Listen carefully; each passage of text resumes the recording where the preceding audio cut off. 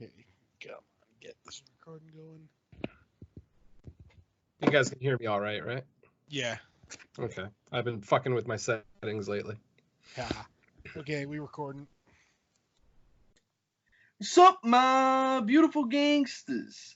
Tonight, we have the honor to be joined by two podcasting legends, which are some of the main reasons I decided to give podcasting a go. Please welcome Mr. Venom, aka Jerry Brock, and the Boston Gorilla, aka D. Bourgeois, Derek. What's going on, motherfuckers? Venom, you do your famous intro first, buddy. Greetings and salutations, lovers of giant apes. How the hell's everybody doing tonight? You know, I got a little bit hairy. I'm getting hairier after these two movies. You know, I'm scratching. You know, I felt like sleeping in a sleeping bag some ways, you know. Call back to one of the later films that we'll talk about later. I'm only sleeping in a sleeping bag if Linda Hamilton's in there with me. Especially that Linda Hamilton. Well, I'll get into it. Oh, yeah, 30-year-old Linda Hamilton. Bro, especially that Linda Hamilton, bro. That's actually my note, bro. She was hot as fuck in that film. But we'll get to it, you know. So, yeah, and of course, I'm joined by my motherfucking beautiful gangster, BDGLQLCP3LV. We're never gonna live that down, are we? Nope. You're PC or you're not. LGBDLP3C BDGLD. 7HQ. Yep. Yeah, So- man. We got some questions for y'all. Shoot. So, first of all, thanks for joining us tonight. Really, I appreciate it. So,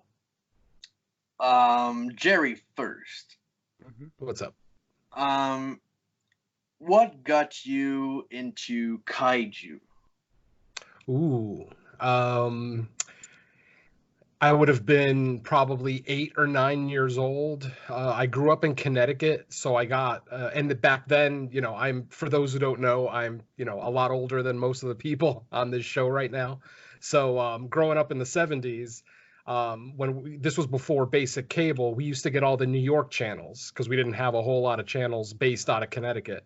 And one of the channels from New York was WWOR, and every Saturday afternoon, after they were done with all their Saturday morning cartoons, they would always show, you know, a Godzilla or Kaiju movie. And from what I can remember, I think the first one I would have ever seen was either Godzilla versus the Sea Monster or Godzilla versus Gigan. I don't remember specifically the first one, but I mean, it would have been one of those. And I just fell in love with them instantly. I just thought they were so great. Obviously, at that young age, I'm no judge of good writing or good acting or anything like that. I just saw big giant monsters, and it just made my 8-year-old eyes shine. So yeah, fell in love with it, and I just never grew out of it. Just I would keep, because there are so many Godzilla movies available, I just every, you know, few months I would see a new one, and I would just fall in love more and more. And then I started veering away from specifically Godzilla movies. So I was watching Gamera stuff, Mothra, stuff like that. And I just realized that giant monsters was really just something that I absolutely loved. And I still have that love today. I wholly support any new Kaiju movie that comes out, even the not very good ones. And yeah, I just never looked back from way back in the 70s. When you said, yeah, when you said like in the 70s, I was expecting you to say, you know, I saw Ultraman on TV, or, you know, because I know a lot of people actually got their, you know, kick of the Kaiju from Ultraman, especially around your age. So yeah, I discovered Ultraman a little bit later. It would have been probably sometime in the 80s. But yeah, definitely the late 70s. Like I said, I was probably 8 or 9 years old, and that Saturday at noon was like, you know, I always cleared my schedule. I never made plans for Saturday afternoons. I always made sure I was home to see the Kaiju movie of the week. And yeah. But yeah, like I said, Ultraman would have come a little bit later. And then, obviously some of the Heisei era stuff obviously came later. We didn't get it in America right away as soon as they came out in Japan. But once we did, I just would consume them as quickly as I could get them. Yeah, one thing I remember, I mean, I'm a '90s French kid, I live in Canada, but from what I remember, even on the, I don't know if it was like that back in the days, but from what I remember, like what was showing on the TV, even like English channels and shit, it's all American cut. Did you happen to have like Japanese cuts of some films? No, it was pretty much always the American version with the dubbed versions. I didn't get to see an actual Japanese Godzilla movie probably until DVD became popular, which probably would have been like the early 90s for me. Because even in the 80s, going to the video store, they would always get the American versions. They almost would never have the Japanese ones. So yeah, I'm definitely still catching up on the Japanese versions. I probably have seen, I don't know, probably a little over half of all the total Godzilla movies as far as their original Japanese versions. But yeah, that came a little bit later, unfortunately.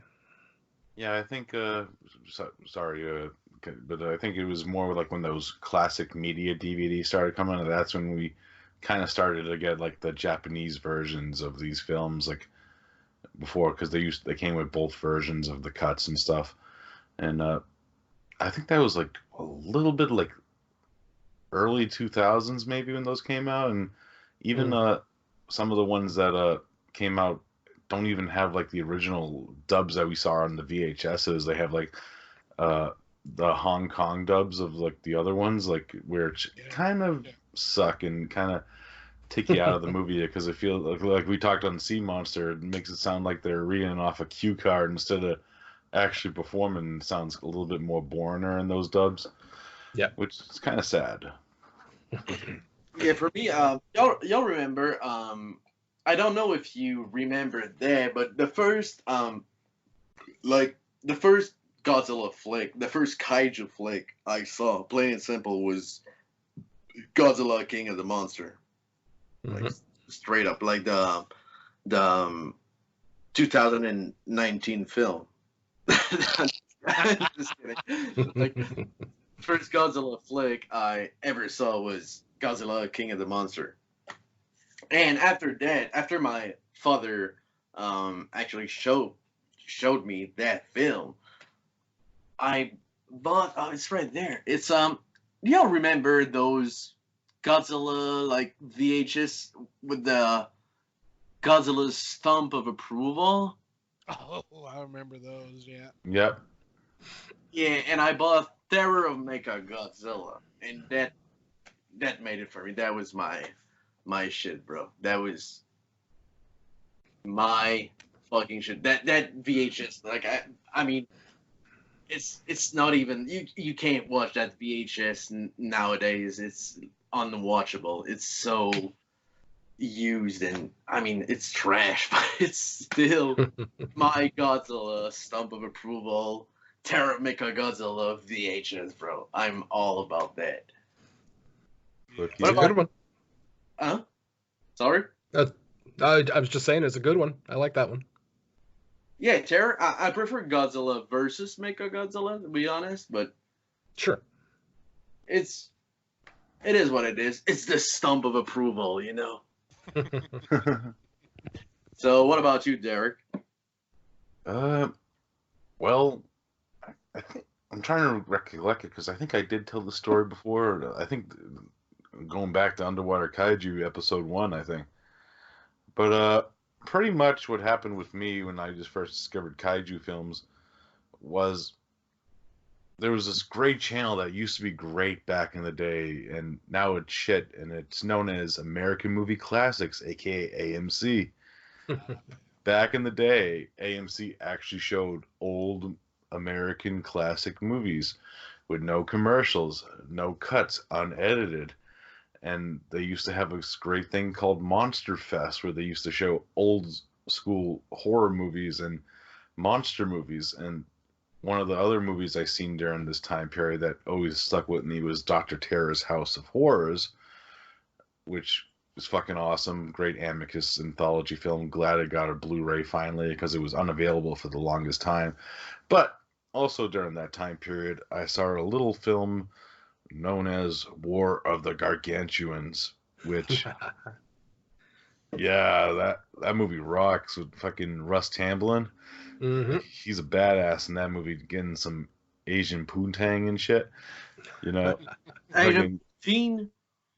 And you know, and then I sought out other movies, and another one that recollects it. It's during the same time period. I saw Gorgo. I'm trying to figure out which one I actually seen first, though.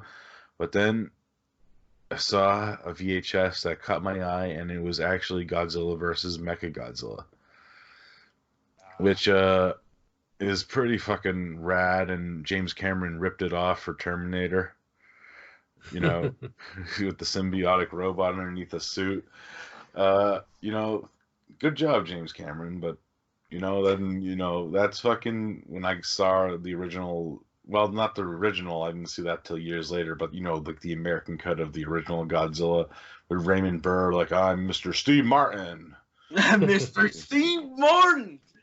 You know, and I'm reporting about Godzilla in America, you know, or in Japan. Yeah, I'm friends with shit's going down. You know, and I'm friends with Dr. Serizawa, even though he doesn't meet with me anytime in the movie.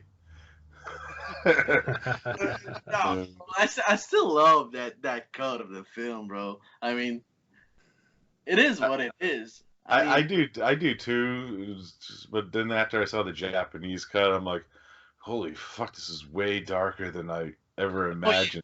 Yeah, it's way more terrifying, and there's you know the dread, and you know you feel the threat of Godzilla way more than you do in the U.S. cut for sure. Yeah, and plus you know it has like the emotional like thing about like you know the terror of the bomb and shit that's kind of taken out because you know the U.S. bombed Japan, so they're like we can't have that in this fucking movie, you know. But then I sought out other kaiju films. I love Gamera. Even some of the lesser ones. I'm more of a fan of the Heisei Gamera trilogy than I am the Showa ones. Some of the early Showa ones I love, but then once they get to like having like 3 kids in them as main characters, I'm like, fuck you, movie. No, yeah, absolutely, bro. Absolutely. You know, but the Heisei ones, that whole trilogy are masterpieces in my opinion of kaiju cinema. Yep. Fucking rad. I'm actually I also am a fan of the Heisei Godzilla films. Like, I think they came out at the right time for me. If they're like first time watches for some viewers, like if like older viewers say they might detract because of some of the aspects of them, but I watched them at the right age where I think I could appreciate some of the aspects of what they were doing. Well, let's be honest too. I mean, like I was born in '96, bro. I'm a baby gangster, you know, and like every Godzilla film I feel is like a product of its time. Yeah, Even exactly. a year apart, it's still a product of. I mean, I could watch a film that was made in '73, and the next one is made in '74. It's still a product of its time. There's not a single Godzilla film that feels the same to me. You know, it's really weird. It's kind of. I mean, better example, like Destroyer and Space Godzilla. Space Godzilla and Godzilla versus Space Godzilla and Godzilla versus Destroyer. Mm-hmm. They are pretty much the same, in the same veins, you know? They are in the same era too, obviously, but they feel like they're their own shit, like product of their time. Like each one like got their respective year, if you want. It's kind of weird to say, but that's how I feel. Yeah, I feel you there. You know, like probably my favorite stuff that's it's the kaiju stuff. It's what I and then I branched out and checked out other movies like other cinema, and you know, without kaiju films, I wouldn't be here today doing what I'm doing. You know, so Yeah. that's how I really got into it. Hmm. For a lot of us, kaiju movies were the first taste of horror films that we ever got. For me, it was only like maybe a year after seeing my first Godzilla movie that I saw my first true horror film. And yeah, I was pretty much stuck at that point. I was a horror fan the rest of my life. I knew it was going to happen. I just the way that kaiju films and horror films of the 70s and 80s made me feel, no other films really did that for me. So yeah, I you can call me an addict if you will. So Hell, you saw like kaiju flicks before you saw let's say Jaws or Halloween or Mhm. any of those films? Yes. pretty Yeah. much. Oh, really? Yeah, I would Even, have seen my first Godzilla movie even the shit year like Halloween came out. even shit like let's say like some Ed Wood film like Bride of the Monster or some Vincent Price flicks or some like Universal classic like I knew Godzilla was your first thing. That's so cool, bro. I knew Ishiro Honda before I knew who Alfred Hitchcock was. Yeah. I Damn. definitely knew who Godzilla was before I knew who Michael Myers was. Absolutely. Mm. What Now, about you? I'm sure I saw horror films when I was younger, but I don't have any memory of those because my mother was a very big Vincent Price fan. She loved everything that he did. She preferred his horror comedies, the stuff that he did with like Peter Lorre, Comedy Comedy of of Terrors. Terrors, exactly, Yeah. stuff like that. And I'm pretty sure she turned me on to a lot of like the Abbott and Costello crossover stuff, Abbott and Costello meet Frankenstein, movies like that. But like I said, I don't have a major memory of seeing those because it would have been when I was about 5, maybe 4 years Hmm. old. But the oldest memory of seeing, a film on television and it really making an impact would have been, like I said, that first Godzilla movie I saw, probably like in 77 or 78. And then the first horror movie that I have a memory of watching would have been the original Night of the Living Dead, which just shook me to the core. I mean, I was a 9-year-old kid. I couldn't sleep for a couple of nights after seeing that movie. That was, and I knew it was weird. I knew I was going to be a weird, I knew I was a weird kid and that I was going to grow up to be a weird adult because even though those movies made me lose sleep, I wanted to keep watching them. I wanted to challenge myself. I wanted to see how far I could go with, some of the more over the top horror films of the late 70s. So, yeah. Yeah, challenging yourself. Yeah, I remember, bro. Like I said, like I'm an nice kid, bro, and like 13 Goes, the remake was the shit. Like everyone's like, oh, it's so scary, and it was like, I'ma dare and watch it. Like I was already a fan of Jaws and Halloween and all that stuff, and I was like, I don't even if it didn't scare me, like that feeling of like, oh yeah, I dare you movie to actually like make me feel something. That's what got me hooked on horror and shit. I mean, for me, it was just the lasting effect of horror films. Like, as a kid, I could watch like a Star Wars movie or, some action adventure type movie where I would enjoy it all the way through. But, the next day I already wouldn't be thinking about it. As opposed to the first time I saw Night of the Living Dead, I thought about that movie for days, if not weeks, after I saw it. So, I mean, it just made so much more of an impact.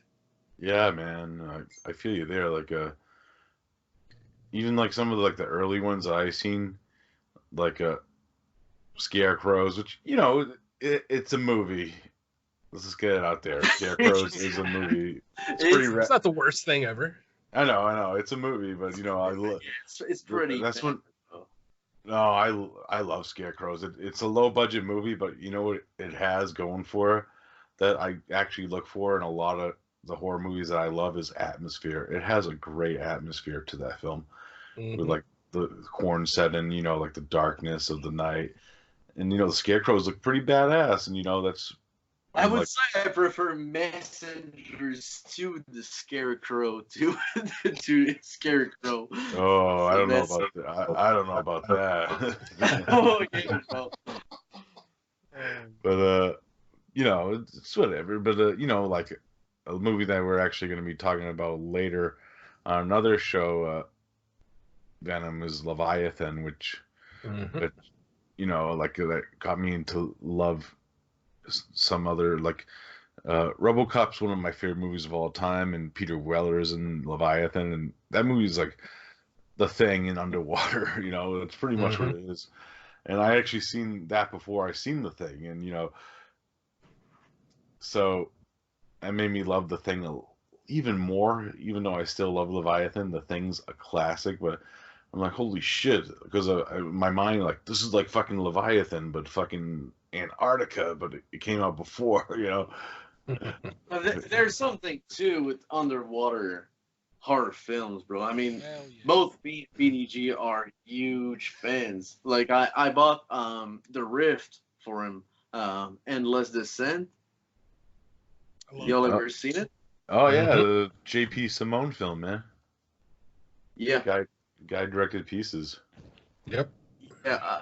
Endless Descent and BDG got me. Is it an Italian Blu-ray of Spanish. Of Spanish Blu-ray of a Deep Star 6? Oh, that's a classic too. Oh yeah. Where's that motherfucking Blu-ray? That Region A Blu-ray for Deep Star 6, bro. It's been fucking- out. It's been announced. And where's that? Where is the Kindred 2?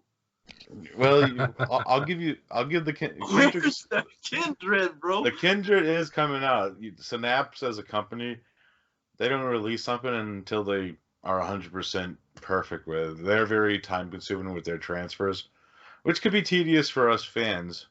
It is, but once you get the final product, it's gonna look fucking like I waited like It's been 3 like years 2 for fucking. years. Yeah, but I waited like 6 years for Suspiria, and that fucking Blu-ray is amazing looking. So Yeah. patience, slow and steady wins the race, in my opinion. Like the Twitter says. You don't want because when the Scream Factory puts shit out, sometimes they have like picture problems or audio problems, which you know. So they're like a fine wine. They like to make everything perfect before they release it, which I can respect as a company. You know, Don May does great transfers, and he's a very prolific transfer maker. Since we're talking about like companies, BDG, will you do the honor and tell Jerry and Derek about retrosploitation? Oh my god. They're a company that's on Store Envy, and they're based down in Australia. So they were doing a limited release of Grizzly 2 on VHS. Grizzly 2, that film that never came out, you know, with George Clooney and Charlie Sheen. Yeah. So I ordered Will a copy. And how long did it take to get here? A month and a half or 2 months or maybe 3. It's You longer ordered than it that. I ordered it in like October. I So got yeah. here in January. And when it got here, it was crap. Oh, bro, it was supposed to be like limited, like handwritten, like numbered, limited edition. Like you get like a number out of 20, and it's written in the back. And bro, it's not even that, and it's actually like I was like, oh, that's cool. That's a cool cover, like artwork for it. Like that's cool. But French dumbass like I am, I didn't realize that it's actually the same motherfucking poster as the first one, but revamped with a 2 on it. Oh man. And the tape didn't have a label on it or anything, did it? No shit, blank tape, nothing. And I mean, the thing is, like, if you're going to be paying for a limited edition like that, I mean, it wasn't cheap. What was it? It was like 40, 50 something? yeah, 50 something bucks, and then it takes that long to get to. It got lost once and went back to Australia. I don't know what the hell's going on there. And then Fire. oh well, yeah, well, hey, maybe it's divine retribution. I don't know. It's all his fault for selling crappy movies.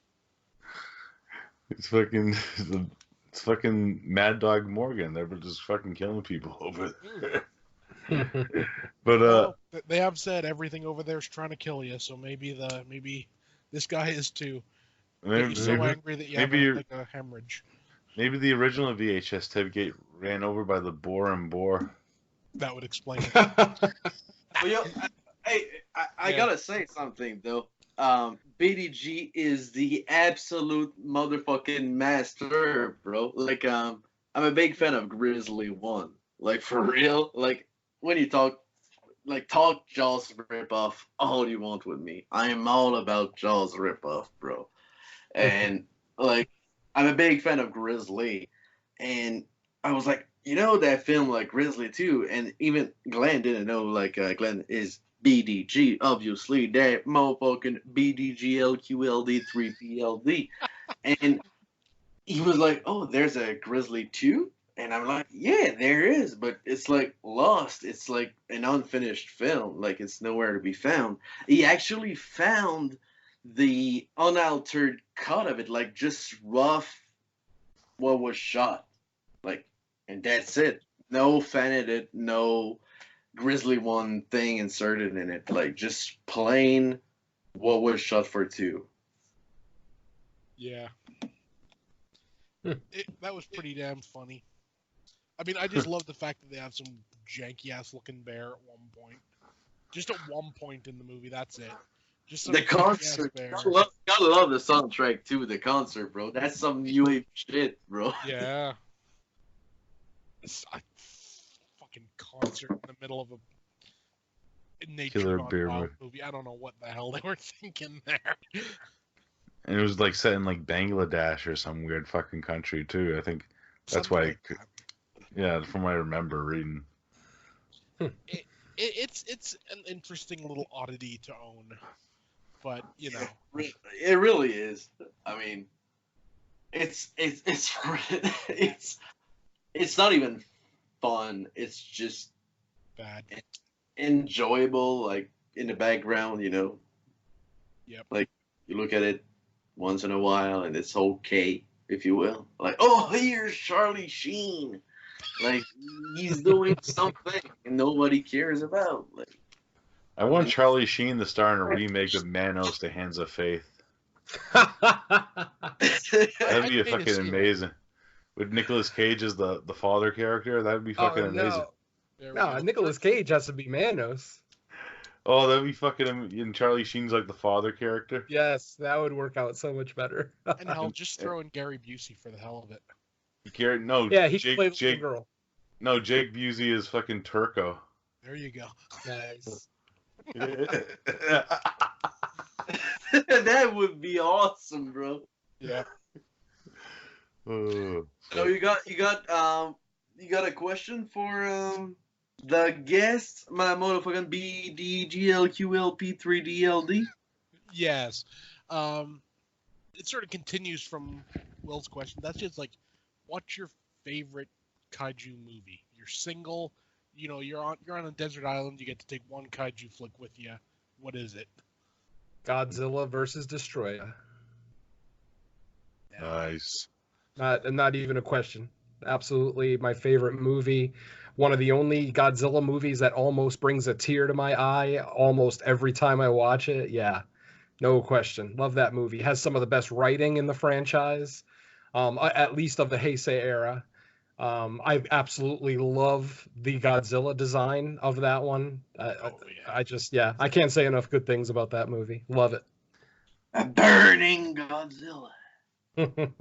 I just love the fact that they brought it back for the last movie. The King of the Monsters, the new King of the Monsters. They had like the burning Godzilla in that for a while. Yep. Hell yeah. My favorite kaiju in general. Yeah, just you know, Ooh. anyone. Death Kappa? Death Kappa. I love Death Kappa. We reviewed that too. Yep. Yeah, me and Venom were the only ones that liked Death Kappa. Oh, bro, and we love Death Kappa too. Oh, Yeah. I bought it. I loved it. Yeah, that was. I mean, it. Say what you will about the quality of the film. It's a very fun film. I think it has a lot of charm. It's just a blast. It's just a fun film. Yes. Yeah. Let's It's be honest, overall- its heart's in the right place, isn't it? Yes. Absolutely. It's not trying to be something it's not. Like I always appreciate that when a movie realizes, I'm not I'm not making some political statement here. I'm making a fun little movie and just run with it. Mm-hmm. That's all you need. And Okay, that's what they did so well too, bro. but probably my real answer is definitely GMK, Godzilla, Mothra, King Ghidorah, all monsters attack. Oh, fuck out of here, bro. Really? Oh, I fucking really? I love that movie. Yeah. Ah, Fucking Seisho Kaneko, man. Same guy who did the Gamera trilogy. Yeah. Godzilla is like an evil entity from the ghosts of all the old fucking people that died during World War II. That's hashtag, dark. hashtag we won't ghost Godzilla. Oh, he's evil Yeah. looking, gator Mhm. face with white eyes, and he just beats the shit out of Baragon. I just love the scene near the end of that movie where he's got drilled in the neck Yeah. and he goes to use his breath and it just shoots out of his neck and it's like, oh shit. Shit is going down. And I love the fact that, it obviously wasn't pleasant for him, but it didn't stop him doing what he was doing. He still kept trying it again and again and again. He's like, "What's this?" This is, and fucking yeah. I just loved it. Like even like I love that they changed it up a bit too. Yeah. And with the mythology and which is good. It's good to change shit up, and they did it the right way and made it good. I love the design of Mothra and that. She's badass looking. Mhm. And she's kind of like Jason Voorhees when she's a little caterpillar form killing those teenagers. That was a great scene. I loved that scene. Yeah, It's just like, damn it, you're gonna drown a dog. We're gonna like let you get eaten. exactly. Mothra's like, fuck yous. Well, that's the thing. I've always found Mothra to be a likable character for as much as a kaiju can be. Let's be honest here. Like, But it's just a giant bug. What do you say, Will? There we go. What happened? Damn, you hear me? Yeah. Yes. All right, we're gonna edit that later on. Yeah, like Mothra's is like, I don't know, bro. Every time you saw Mothra, or every time you see Mothra like showing up, it's gonna turn out good. And I hate that. I really do. She's a good monster usually in most of the movies. Yeah, but if she shows up, everything works fine.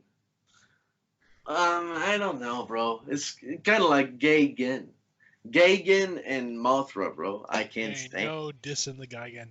Don't Oh, diss the Punk rock Mothra either. kaiju for the win. I'm just saying. Fuck Gagan. What's your beef with Gagan, man? Gagan. I hate Gagan, bro. Everyone is sucking the fucking dick.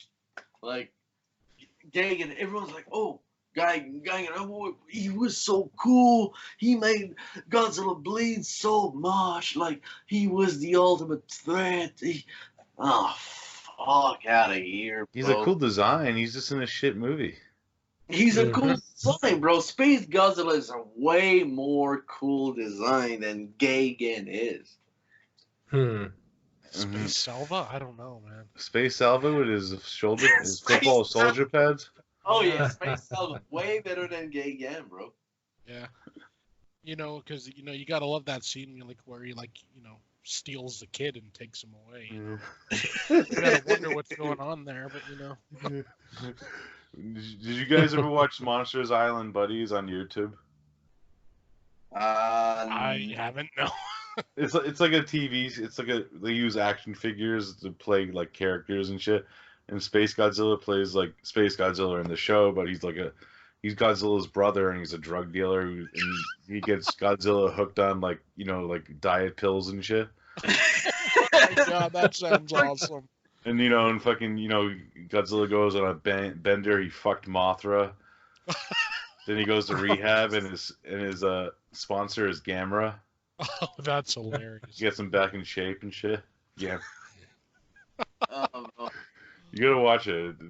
Just look up Monster Island Buddies and start from season 1 to continue going forward. It's pretty fucking hilarious. Rodan loves Mothra, but fucking King Ghidorah's fucking Mothra dating her and shit. He's like, fucking, I'm gonna cut my dick off now. That sounds awesome. It's great. Just watch it. And you can tell that the guys are fans of the series and shit. And, they have like guest spots and like different like kaiju reviewers doing guest voices during the episode. So it's kind of cool. That's cool. Yeah. Yeah. Is it fan made or? Yeah, it's just a guy with like all his action figures and he does like all the voices for them. Like, and he like has like weird like he made like King Caesar a rapper and shit in it too. He has like a deep voice like, "Hey, my name's King Caesar."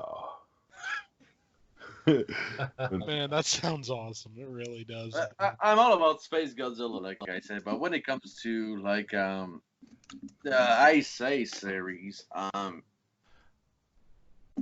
only I mean, like Island, he pretty much like annihilate everything Godzilla versus King Ghidorah did. Like nothing makes sense. Well, yeah, because they mentioned. Well, I kind of want to say that because I'm actually going to be talking about that because that's actually going to be the next episode of Underwater Kaiju. Is Space God. I do have some problems with that film. I still like it though. Me too. It's my favorite, like I said, but it pretty much like retcon a lot of shit. Well, yeah. That's what happens with like most of these kaiju series, like Destroy All Monsters, fucking King Ghidorah died, and then he's back in Godzilla versus Gigan, like, but then they kind of explain it. Oh wait, but that film took place in 1999. This film takes place in present day. Okay. Let's just be honest. I don't think anyone's watching a Godzilla movie for continuity. And storylines in general because they stopped Mechagodzilla with a metal pipe in the original Mechagodzilla film. Yeah. A metal smoking pipe. Okay. That's why I complain about people that hated the new one. It had no good story. It's a fucking Godzilla movie. It doesn't need a great story as long as it has fucking monsters fucking each other up. Exactly. fucking each other. It's a very different movie without. It got monster like fucking each other, literally, or like. That'd be an extra bonus. That'd be like a hentai, like if there's like a tentacle monster with like Wicked City style that just came up and raped Mothra and shit. That would be fucking scary. That's a whole other podcast. Could we see him naked, please? I don't want somebody to shave Mothra. You gotta remember, Mothra is the only female kaiju. Everyone's fucking Mothra. Gross. That's just wrong. I'm a type Bukake Mothra right now. Oh, please, no, it doesn't. Please tell me it doesn't exist. Probably. There's probably some weird fan artwork somewhere in the dark. I'm sure there is. Rule 34 applies to everything. Mm-hmm. So, and I got one last question for y'all motherfucking ass gangsters. Okay. Kaiju, horror or not? I've always been of the mentality that a creature feature is a horror film. If you make the creature gigantic, you would think that would actually make it more terrifying. Obviously, in the context of Japanese kaiju movies, they're geared more towards a younger audience, especially some of the later Showa era Godzilla films. Not talking the first two by any stretch, but so I'm on the fence, honestly. On a personal level, I say yes. Because, I mean, if you looked up in the sky and saw a 200-foot fucking lizard walking towards your house, that's horror. That's pretty fucking horrifying. So, yeah.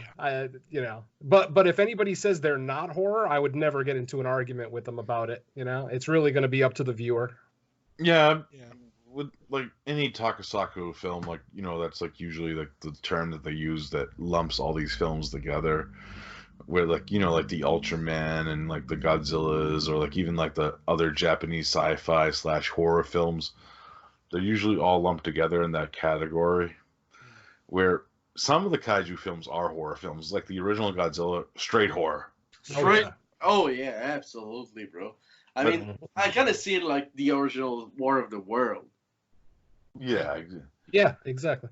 Like once it starts getting more like when Godzilla's becoming a good guy, and he's fighting other monsters, saving people, that's when it gets kind of like borderline, where you're like, plus some of them are more sci-fi-ish stories, like Invasion of the Astro Monsters era, where it's like aliens are involved, and there's some scary scenes, like even though we keep mentioning Godzilla versus Gigan, when that fucking dude turned into a cockroach for the first time, that was fucking scared the shit out of me. Do you think Godzilla is more scary when you don't know shit about it, about that specific like character? Like if let's say I was born when I don't know. Let's say I was born in 2005, and I grew up, and the first Godzilla film I saw was Shin Godzilla. Like, it's pure horror. Like, it's that's a horror film. Yeah, absolutely. Like, that's pure horror. But like for someone that grew up with like, let's say the more goofy Godzilla, we will please everyone with a film era, I don't think so. No, that's why I usually they mix genres well. Like even like some of like the early, even though some of the lighter films do have some horror elements to them, and like that's what I love about the Gamera trilogy. You're talking about like King of the Monsters and shit.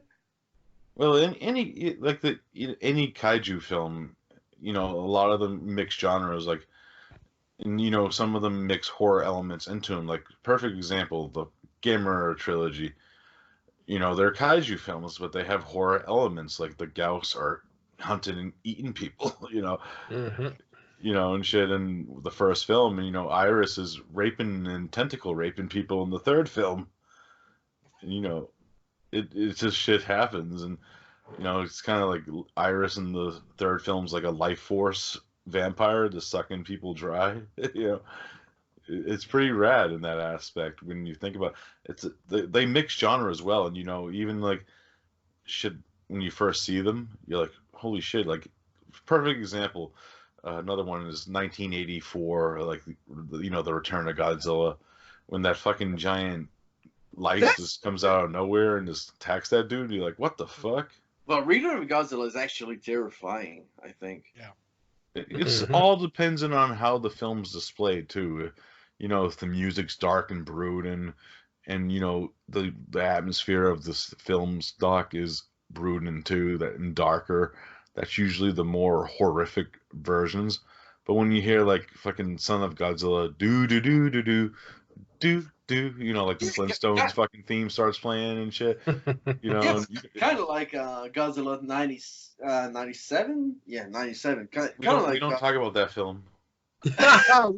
We don't acknowledge that movie. It never happened. Kind of like, bro. I remember, like, I was so young when I saw it, bro. Like I said, I'm a '90s motherfucking baby gangster, you know. I was born. First time I I saw grew it, up in bro, the '90s too, man.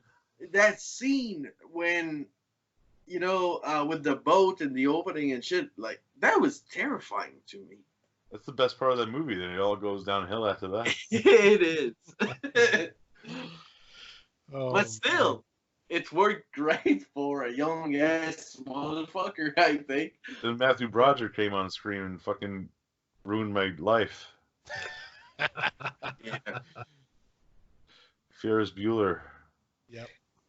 I always have a bit of a soft spot for that movie, honestly. I mean, Fuck out of here, bro. I'm serious. Hell, well, Oh, at least I'm not Corey. Corey bought the 4K, so. Well, yeah, fuck Corey too, but fuck you too, bro. Because you love a Nightmare on Elm Street remake, so Yes, fuck. I do. So there. No, I mean, I don't know. It's like I always wonder, had you not named that Godzilla, had you given it any other name? Yeah, I might have liked it a little bit more. I It mean, was- the movie, ultimately, the movie had a lot of problems. Godzilla Yeah. aside, it had some Yeah. major writing issues. It had some continuity issues. There was plot holes all Yeah. over the film. So, I mean, whether it was Godzilla or not, I don't think it really would help it. I will fully admit that if it Well, wasn't named Godzilla, I probably would have been a little more forgiving. well, Mr. yeah. Sam, I agree with you, but the plot hole, I think, comes like the first half of the film. It's a love story. It's actually pretty decent, I think. But when you get to the second half of it, It- that's where it gets pretty weird. And I unbelievable. don't know. They, First half of it is pretty decent. Like, just replace Zilla with Godzilla, and it's not bad. I don't know about that because I hate every fucking character in the movie. Like, I I do not care a fuck about Dude, Matthew I love Broderick every and his fucking girlfriend characters. getting back together. I love I hate every fucking characters in King Kong Escapes too, but I still love that film. Oh, Oh, we can't wait to get to that topic. yeah. But fuck, yeah, it's just it's just the way that they wrote it. It's like a love story with a giant lizard in it, and it's pretty obvious the mayor and the mayor's assistant are Siskel and Ebert because they always do the thumbs Oh, up. yeah. It's fucking terrible. Like in all the product placement, it's everywhere throughout the movie, Mhm. and and they steal the ending of Q the Winged Serpent. Yep. Final Have shots. Have you all seen that? There's one guy that actually like made a mashup of Godzilla 97 and Armageddon. Oh boy. I've not seen that. Superimposed like the Godzilla from 97, like in front of the building when they fall and shit. It's actually pretty fucking dope, bro. I think with Godzilla 97 or whatever is it falls into the same problem and this all started, I find, with, well, I don't know whether it started with it, but it was this is a big component of it with Titanic, where they tell a story and they just tack a love story into it to like Yep. give you like human relations when the story alone should be what's going on around it, Yeah, that's pretty. you know? Yeah, You got to do something for the female viewers, man. You got to give something for the ladies. But it just also just puts a bad taste in the mouth of everything when you find out the director, Roland Emmerich, like, I'm not even a Godzilla fan. Those movies were retarded and stupid. Why would I do one of those? Yeah, you should have never been the director of that movie. And if you read the original script, the Godzilla versus the Griffin by Terry Russo, who's actually the writer of the new Kong versus Godzilla film, it's fucking so. It would have been so much more amazing. Godzilla was they actually had pictures of the Godzilla, and it looked like the Godzilla we all know and love. Like, and fucking, it was gonna be directed by Jan de Bont, who was a huge Godzilla fan at the time. It would have been fucking amazing. They did actually a whole episode on Tokyo Lives, the All Giant Monsters podcast, where they read the script and they all love the story and shit. That's the thing. I mean, people need to. I don't know. It's like I almost wish like the film industry had no connection to money at all. You know, it's like I think we're all on that too. Bro. Yeah, you know, it's like people just look at Star Wars, man. I mean, yeah. You know, it's just well, except for Baby Yoda and the middle. Oh yeah, well, Baby Yoda is awesome. You know, just make it purely an art form thing, and let movie creators, whatever, do their own thing. Oh, Jerry, speaking of industry and shit, Jerry, what was your rating for Black Christmas? I don't know. I didn't rate it. We don't tend to rate movies on the shows that I'm on, but if I had to rate it out of 10, I'd probably give it like a 3.5 or 4. What's your rating, BDG? Minus 746. That movie was a complete waste of time. Man, I'm just glad I didn't pay to see it. Yep, same here. It like every part of that movie. You're gonna get me on a rant now about this. Every part of that movie reeks of toxic femininity. Ooh, nice term. Yeah, they always go on about toxic masculinity, but that is toxic femininity to a T. Because you don't care about women or you don't care about men in that film. You just don't care about anything. No, and that ending, my God. Christian Luciani's favorite part. I am spoiling it for everybody. Stupid little evil statue with black goo in it. It's stupid. I don't even know why they called it Black Christmas. It makes no sense. I don't know. Hell, we'll only watch 6 minutes of it. It's good shit. I haven't seen any of it because I chose the right decision not to see it at all. Yeah, you really did. It's one of those We're ones. Speaking about modern films, one film I watched and I was so surprised, bro, and that's in my top. And I listened to you were on the 22 shots top of 19, and no one said it, but have you seen The Boat? Yes. I love that movie. The Boat is legit like my number 3 of 19. It was. I mean, I did enjoy it. It was pretty up there for me. Didn't make my top 10. I mean, I see over 100 movies a year, so for something to really, really get into my top 10, it has to be like a 9 out of 10 or above. Oh, yeah. We do too, but that was something, bro. I mean, it was so cool. Like I don't know, just. I was like, what am I gonna watch tonight? Just laying back, drinking some beer. And I saw The Boat. I was like, oh, The Boat. All right. And that poster with just you see the boat. It's written all alone. I'm like, it's probably gonna be trash. And you got that, the movie begins, and you got that dude. Doing his stuff, and he goes out on a sail, and just from the get-go, from the minute he jumps on that boat, the way it's shot too with the fog and shit, when you see the boat actually go in the fog, and bro, I love it so much, bro. I just love it, bro.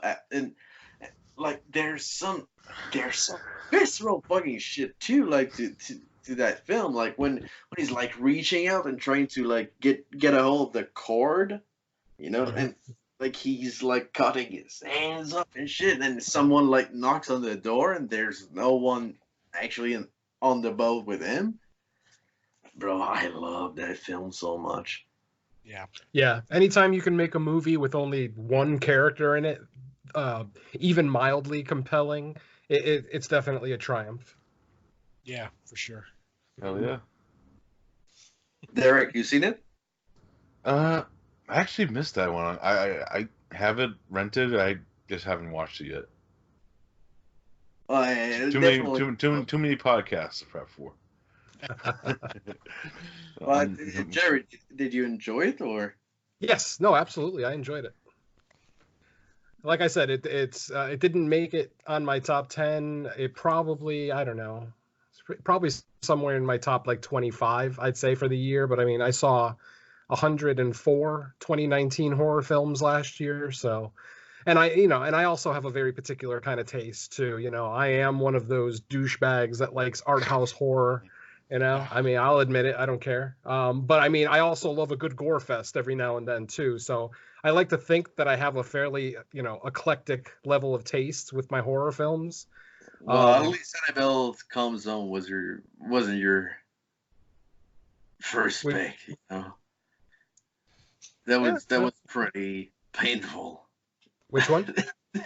the first pick of the 19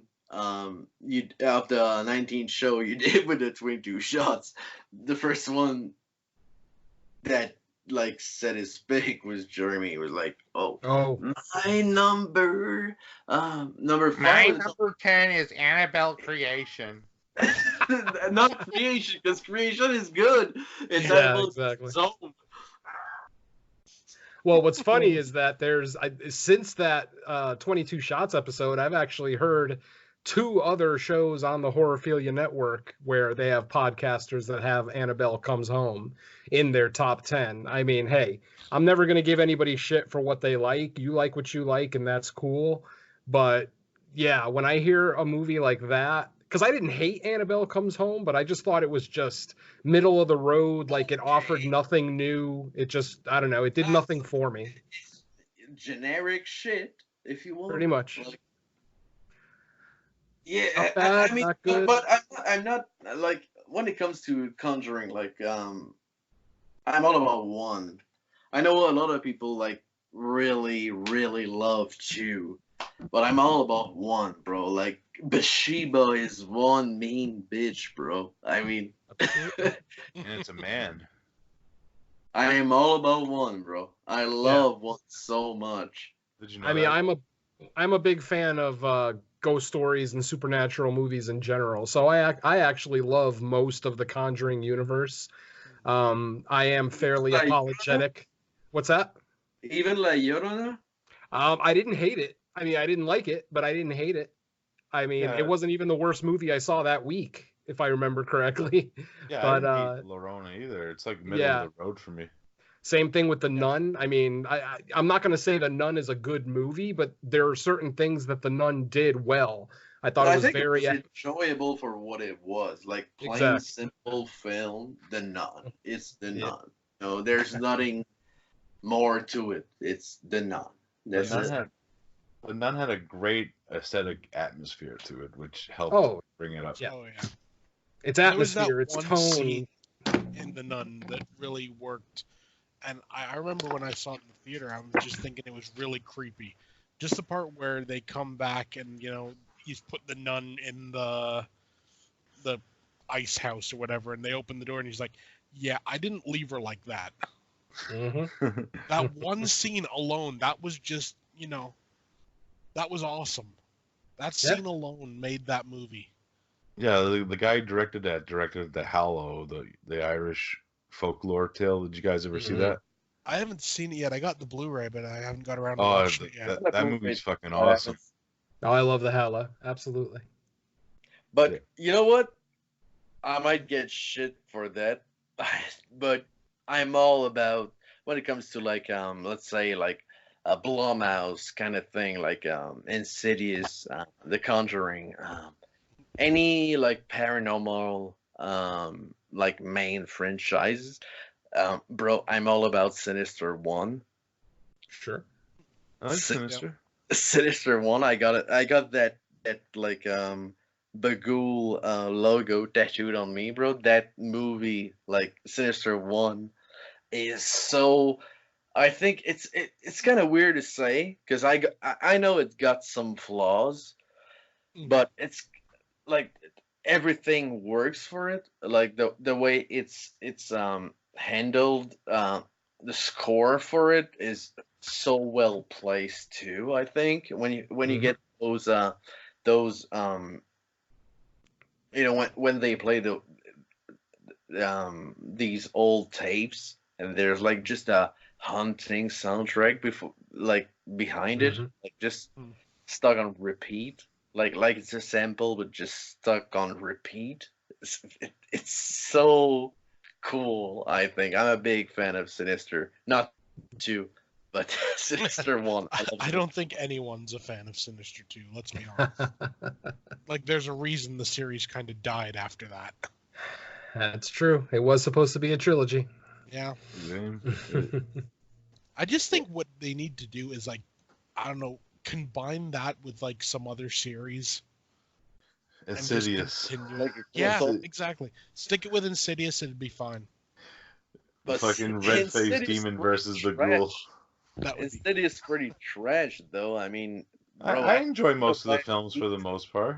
Mhm. Insidious. my favorite is the third one, Insidious 3, bro, with that demon like he's breathing on a The mask. asthmatic, the asthmatic demon. Yeah, I love that shit, bro. I That's just true. find that with that series so funny with The Last Key, that episode, like how that demon is defeated at the end. Mhm. Just Yeah. literally gets like bitch slapped by like a ghost with like a lantern. And that's kind of it. It's like Yeah, you've pretty spent much. the entire movie building this up and it's just kind of boosh, you're gone. Okay. So when it comes to Insidious, are you saying that you're fans of like 1 and 2 or 4 before 3? I mean, I respect it. I like them all pretty much the 3 same. was fucking creepy, bro. One's probably my favorite because that movie just scared the shit. I just saw that late at night one night, watched it late. That soundtrack, also by the same guy who did the soundtrack for The Conjuring, Mhm. Joseph Bishara, who actually plays Yeah. the Yeah, Joseph plays Bishara, yeah. yeah, he plays the demon in the movie too. He plays the demon in the Insidious. That's him. That's cool. I know, that's Ray Park, bro. That's Darth Maul. No, it's Joseph. He also played Bathsheba in The Conjuring. Bet you Yeah, didn't know I'm that. just kidding, because the demon from Insidious looks like Darth Maul, and who plays Darth Maul is Ray Park. That's why I said that. I'm just gonna say with the first Insidious, they showed the demon too much. Yes. In the third act, they definitely showed him a Yeah. little too much. Because I remember seeing that in the theater, I was freaked out, and then it got right to the end, and you see the demon so much, I'm just kind of like, oh, that's it. Like, you know, Yeah. like it was terrifying before. You'd get flashes of it, you'd see like a bit of a shadow of it, and then you see it at the end, you're just kind of like, oh, it's Darth Maul. Since we're talking about supernatural film and shit, we're gonna go like in indie territory, if you will.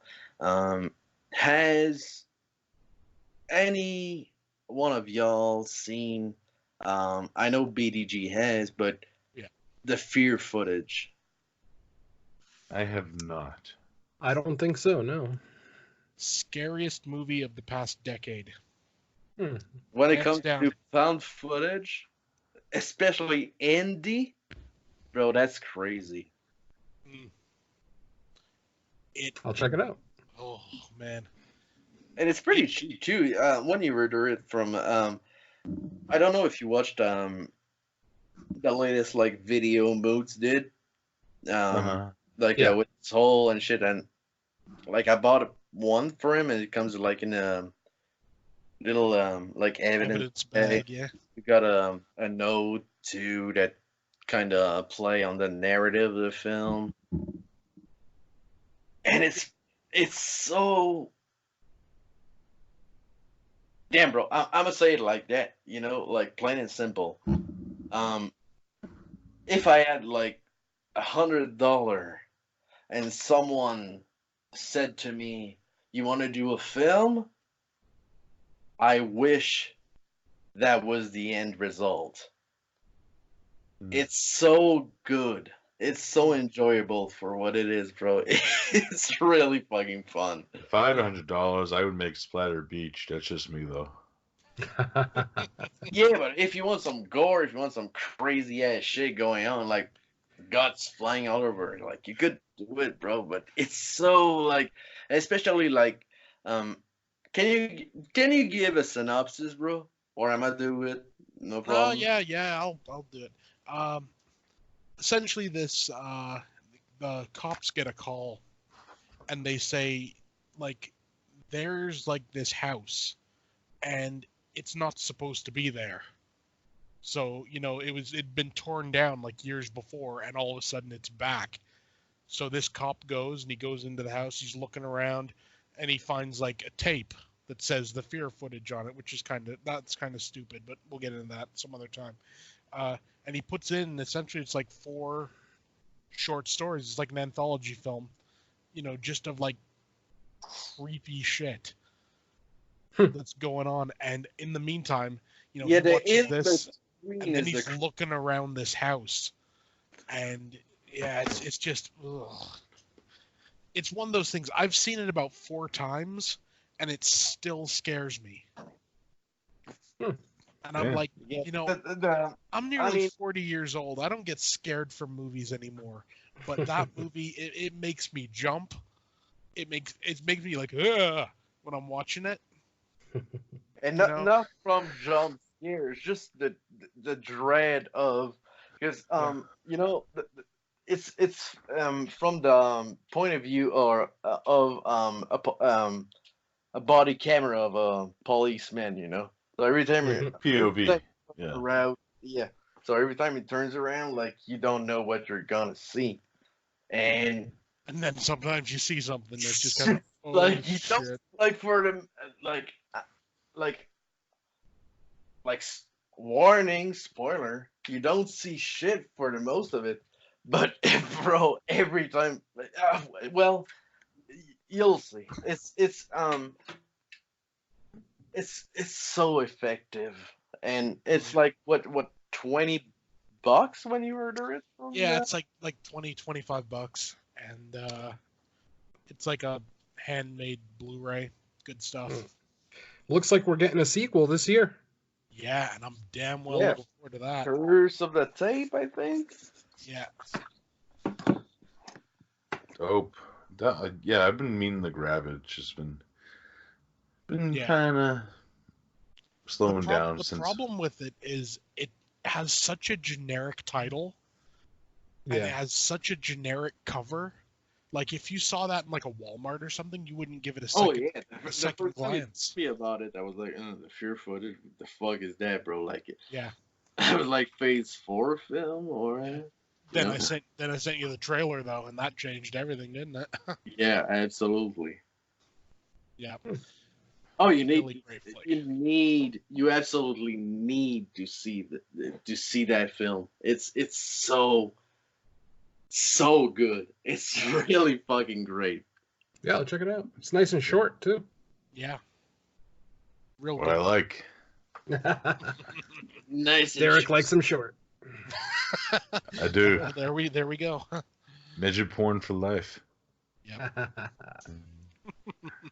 So, should we jump into some news? Yeah, there's really not much news except for the fact that New Silent Hill film? Hmm? New Silent Hill film? Yeah, that's pretty much it, really. Mm-hmm. Oh, and that Halloween Kills got some fucking decent reviews too. I'm happy with that. I mean, I hate that name. Yeah, me too. Halloween Kills. What the hell is this? Like Machete? That's what I thought. I heard Halloween Kills, and then like Halloween like kills again or whatever. The It's next like one the is holiday itself kills. Yeah, it's That's like, what it sounds like. Yeah. It's like But- stupid title like fucking Lake Placid versus Anaconda. It's a lake versus a But sea. I know. Yeah, but I mean, Halloween 18 was titled Halloween. That's even more stupid, I think. I think they just should. They Like should we're like 3 Halloween down. Like Halloween 78. Halloween. Right. And Halloween, the real part 2. Yeah. Well, let's just call it Halloween, the next one. There you go. That's enough. I don't know. These ran out of titles. Yeah. anyway, I'm all about Halloween 2, the 81 one. So It's damn good. Poor Ron Jeremy cop in that movie.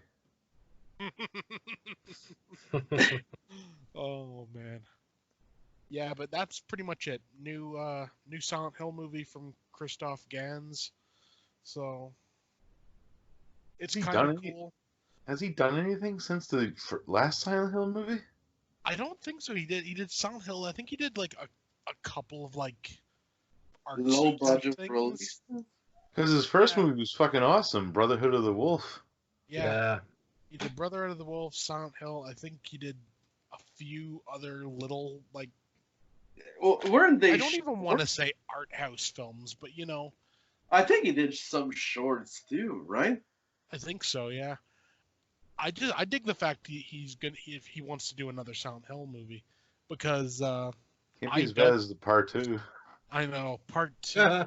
No, Revelation was the shit, bro. It was I'll fucking just say- awful. Revelation was just way too bright. No, If you it was- darkened that movie down like about threefold, made it darker, it would have been better. Well, when it comes to Silent Hill, bro, I'm all about Silent Hill 2, like on PS1. Yeah. Like, Yep.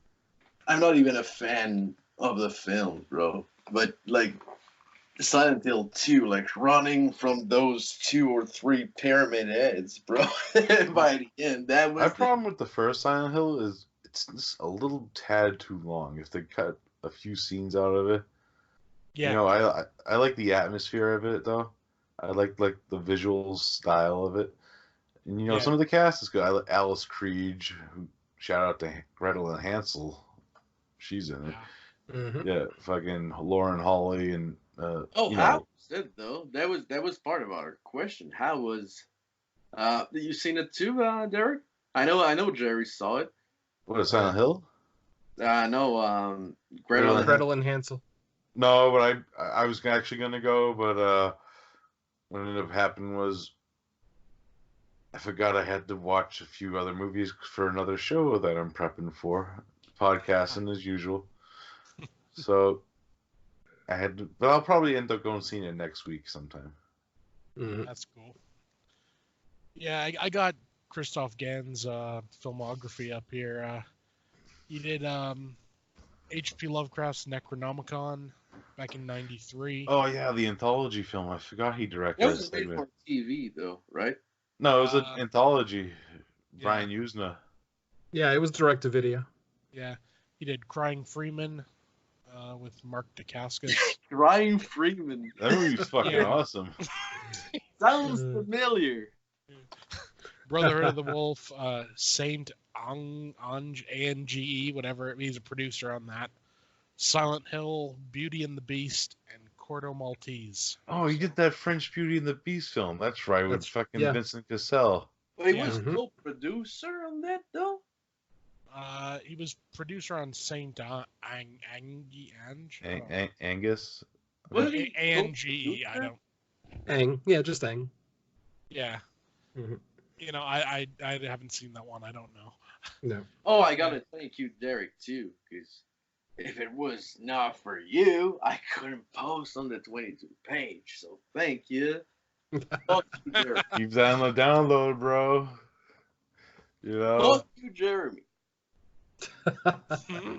Jeremy just hates people. You Yeah. know, He blocked me, bro. That's crazy. I mean, like I said, I don't want to talk about it like I don't want to expand upon it, but like I did a design, bro, and he was the first one to say like, oh, we want another one and shit, and he's like, oh no, like you're getting annoying now. I'm getting fucked. Fuck y'all. I'm flexing. I got I got a hard job, you know. I don't got time for that kind of shit. You just know how to push my buttons. Yeah, once you get on his bad side, you unfortunately stay on his bad side. Yep. That's I what happens. care less, for real, bro. I mean, I don't have any problem with anyone. Well, he's just a moody guy. For Like, real. like Jeremy, I love him. He's like a little brother that you want to strangle sometimes. That's the way I look at him.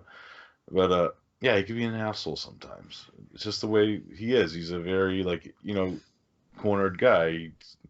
It's just the way he is, and I just deal with it. And you handle him a certain way. I'm a people person. I could handle a lot of people, and Yeah, but you were the first one to say, like, if I don't like someone, I won't reply, and I get that totally. But, like, to block me because I post Baby Yoda memes? Bro, come on. I mean, He's anti-Baby Yoda. He's against our religion. yep. He's obviously a member of the Empire, so yeah. Yes. Oh, yeah. Absolutely. He's the next fucking Sith. He's gonna be in the next trilogy. Yeah. Oh, yeah, bro. So, hashtag fuck Jeremy. I love 22 shots still, but hashtag F Jeremy and F Gagan too. No. Don't compare Gigan to Jeremy. Yeah. Gagan is literally like the Jeremy of the Kaiju. Leave him alone. He can't jerk off. He has hooks for hands. What's the dick, bro? But he ain't got no dick, you know? Yeah, because whoever made him a cyborg took it off of him. Yep. I really don't get why They changed y'all it to that love buzzsaw. Gagan so much, bro. Because he's awesome. He's He's not, bro. I mean, oh, he made Godzilla bleed. Oh, so Plus, he's a happy fighter. Like after he I'm a made him big bleed. fat Captain, whatever his name was, because he made Kong bleed bad and King Kong lives, bro. We're getting ahead of ourselves. We'll Yes. save the King Kong lives discussion for later. Yeah. Ah, I'm gonna leave. I'm gonna go to sleep. I'm sorry. I can't do it. Yeah, so that's pretty much it for the news. Silent great. Hill sequel and apparently a Fatal Frame movie. That'd be as well. cool. Yeah. I'm curious how they take that. I don't know. Apparently he wants to set it in Japan. Oh, he better. Shit. Yeah, well, yeah. I mean, you can't really. Or it'd be turned into the Americanize Grudge. that. It'd be turned into the Grudge remake. Yeah. Oh God. Oh, we got one more question though before we move on to the actual feature review. Mhm. Okay. Who the fuck is Roy Burns? I He's have an no ambulance idea. driver from Forest Green. Yeah. Yeah, He there- had Dealt a a bad son. hand. He had a There son you that got killed by suicide from Return of the Living Dead. Tried to Yep. give him his chocolate bar, and he's like, "I'll give you half," even though it was half eaten. Yeah, but a Facebook profile though. Yeah. Yeah, no one seems to know who Roy is. So far, he's been a cool guy. He's been real respectful. He gave me some good feedback on my Friday the 13th Part 5 review that I did on In the Mic of Madness. Obviously, I mean, it's basically his movie, so of course he's going to give good feedback. But like I said, no one seems to know who this guy is. But as long as he stays respectful, we got no problems. Well, it's me, bro. Oh man. It's me, but keep it for yourself. Only the listener will know. So Yeah. I can still do my thing. I just want someone to come up and say they're Ben Tramer. He's still alive in the new universe. Exactly. Yeah. I'm just picturing like Michael Chiklis, like I'm Ben Tramer. I'm like Chiklis? That would be awesome. Jesus. And I got one last question though for Jerry, since it's the first time we talk. I'm a big comic fan. Mhm. You're all about Venom and shit. So, favorite symbiote storyline? That's Maximum. including Carnage, and that's including Anti-Venom, Toxin. Not even close. It's always going to be Maximum Carnage. That series was spectacular. I absolutely loved it. It actually got me back into Marvel Comics because I had actually The Maximum Carnage, like with the Carnage like team, if you want. no, that one's just Carnage. It's just Spider-Man, Venom, and Carnage. It's like it's probably only the second time that we see Carnage in the comic books, but No, but it's the Maximum Carnage with Doppelganger and shit. what's that? Doppelganger, like the Maximum Carnage run was like with Doppelganger and some other villains. That must have been a later one because the one that I'm familiar with was just our three main boys. And I think it was like a 6 or 7 issue run that spanned across Amazing Spider-Man, Spectacular Spider-Man, and Spider-Man. Yeah. So, I mean, potentially, because I kind of dropped off on comics in the 90s. So if they did do like a follow-up Maximum Carnage, I'm not familiar with it. Well, damn. I'm gonna send you a pic right now so you can see it because I know from what I know, Maximum Carnage is that. So you can tell me if I'm wrong, but that's my Maximum Carnage. I'll send you a pic so you can see it on Facebook. It's kind of out of topic, but still, I want to know if that's what. Could you we're sing talking Be Our about. Guest while you do it? Be What? our guest, be our guest. Be our guest. Yes! My life is complete. Yeah, that's it. That's the Yeah, but that's a team up. That's like Carnage. You got some lady. You got Doppelganger. I'd have to revisit it because maybe I'm just remembering it incorrectly. But yeah. You do have two, bro. It's been a while. Oh I'm yeah. just Hey, gonna say Venom versus Deadpool. I'll leave it at nice. Carnage versus Deadpool. that. That's what I meant. Yeah, If Carnage. Venom was in the MCU, it would be all over. Like, if, like I watched a side show, like, I think it was Guardians of the Galaxy with Thanos connected with the Carnage suit. That was dangerous. I do also really like the Venom T-Rex from Old Man Logan. I thought that shit was cool as hell. Well, I mean, hell, T-Rex, Venom, they're both cool. Put them together, it's even more cool. It's almost unstoppable, exactly. Imagine a xenomorph with fucking Venom. Woo! Oh, it's gotta happen. It's gotta happen sometime. With a little head tongue. Well, let's concentrate on making a good Venom movie first, and then we'll worry about the rest. Yeah. That what if issue? What if the symbiote got on Frank Castle? And it's like Yeah. Punisher with the Venom. Yeah, Wouldn't I that be remember like that. Soldier Venom? Oh Or my Agent God. Venom. Yeah, that would be kind of like Agent Venom, right? Yeah, which I didn't like. I wasn't a fan of Agent Venom. Yeah, me neither. If you just type Xenomorph Carnage into Google, yeah, there are pictures. Nice. Yeah, I mean, one of this is just completely. Someone's taken the alien from Mortal Kombat 10 and just recolored it to look like Carnage. It's kind of cool. I just love the fact that it, like, when we began, it was like, oh, we're not sure, and now we're talking about shit and shit and shit. Everyone's talking about everything pretty much. It happens. Tangents are always good sometimes. Oh yeah. Yeah, Sometimes it's the most fun, more fun than the reviews, because then we can turn to enemies. Yeah. So speaking of reviews, should we begin the reviews? Yes, Sure. please. So we want to jump in lives or escapes first. Let's do Escape. Let's do it in numerical Chronological. order. Yeah, Yeah. You know what I meant, Venom. All right, I'm gonna read a little synopsis. So yeah, 67. Doctor Who decides to capture the real King Kong, but when it becomes clear that his mechanical copy is not capable of digging for the precious mineral he needs. But the giant gorilla escapes and heads to Tokyo. That's not really. There's a Yeah. lot. That, Yeah, close enough.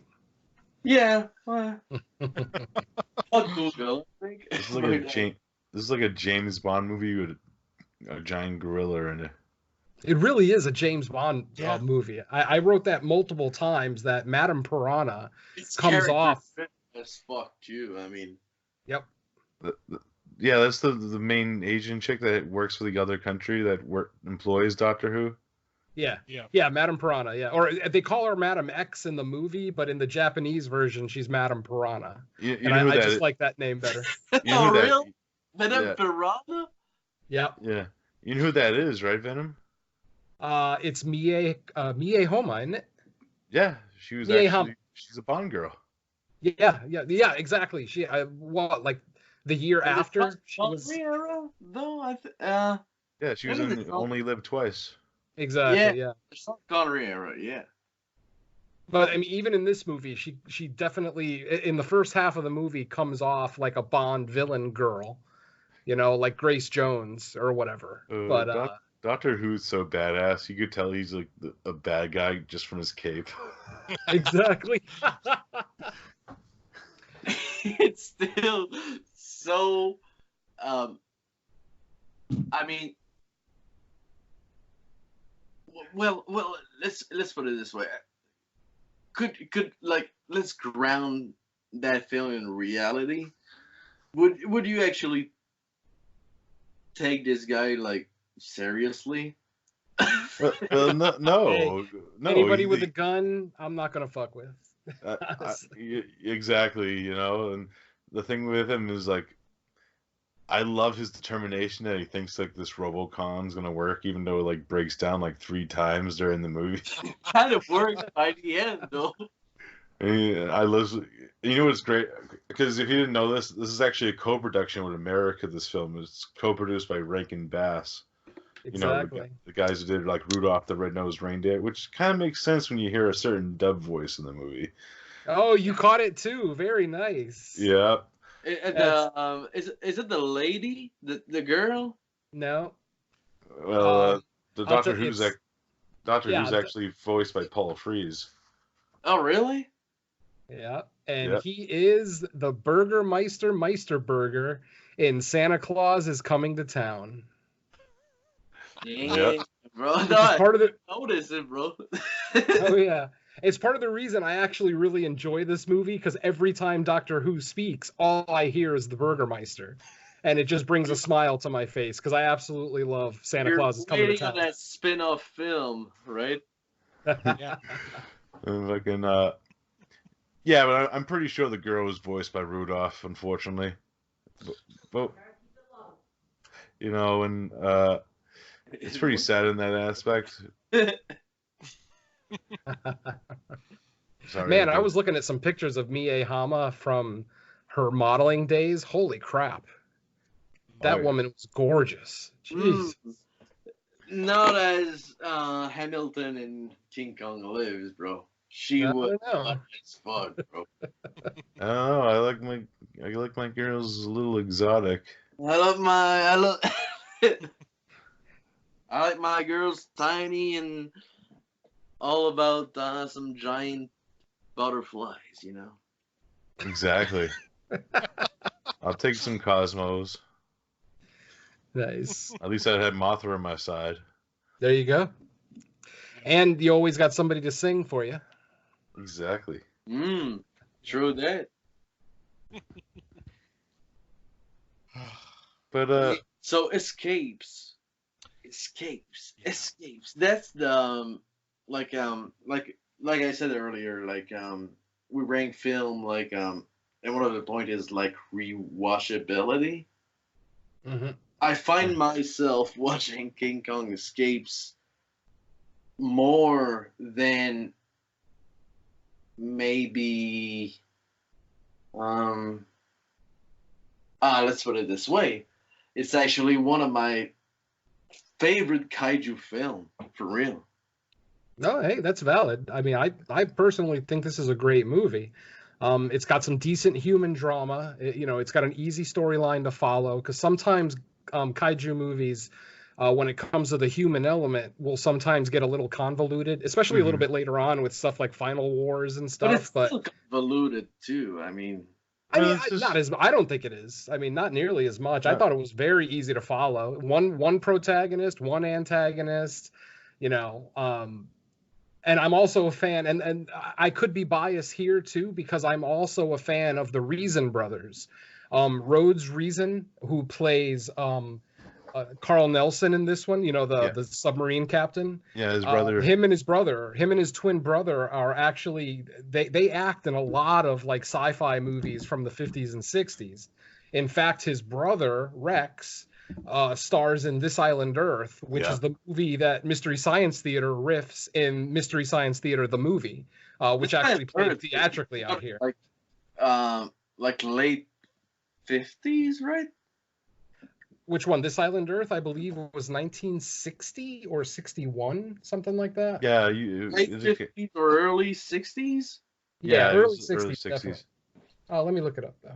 But yeah, I mean, again, when I actually started watching this on this watch, I had forgotten that one of the Reason brothers was in here, and I actually thought it was Rex for a while. I had actually forgotten that he had a twin brother. I had to go on IMDb and kind of remind myself of that. But yeah, like I said.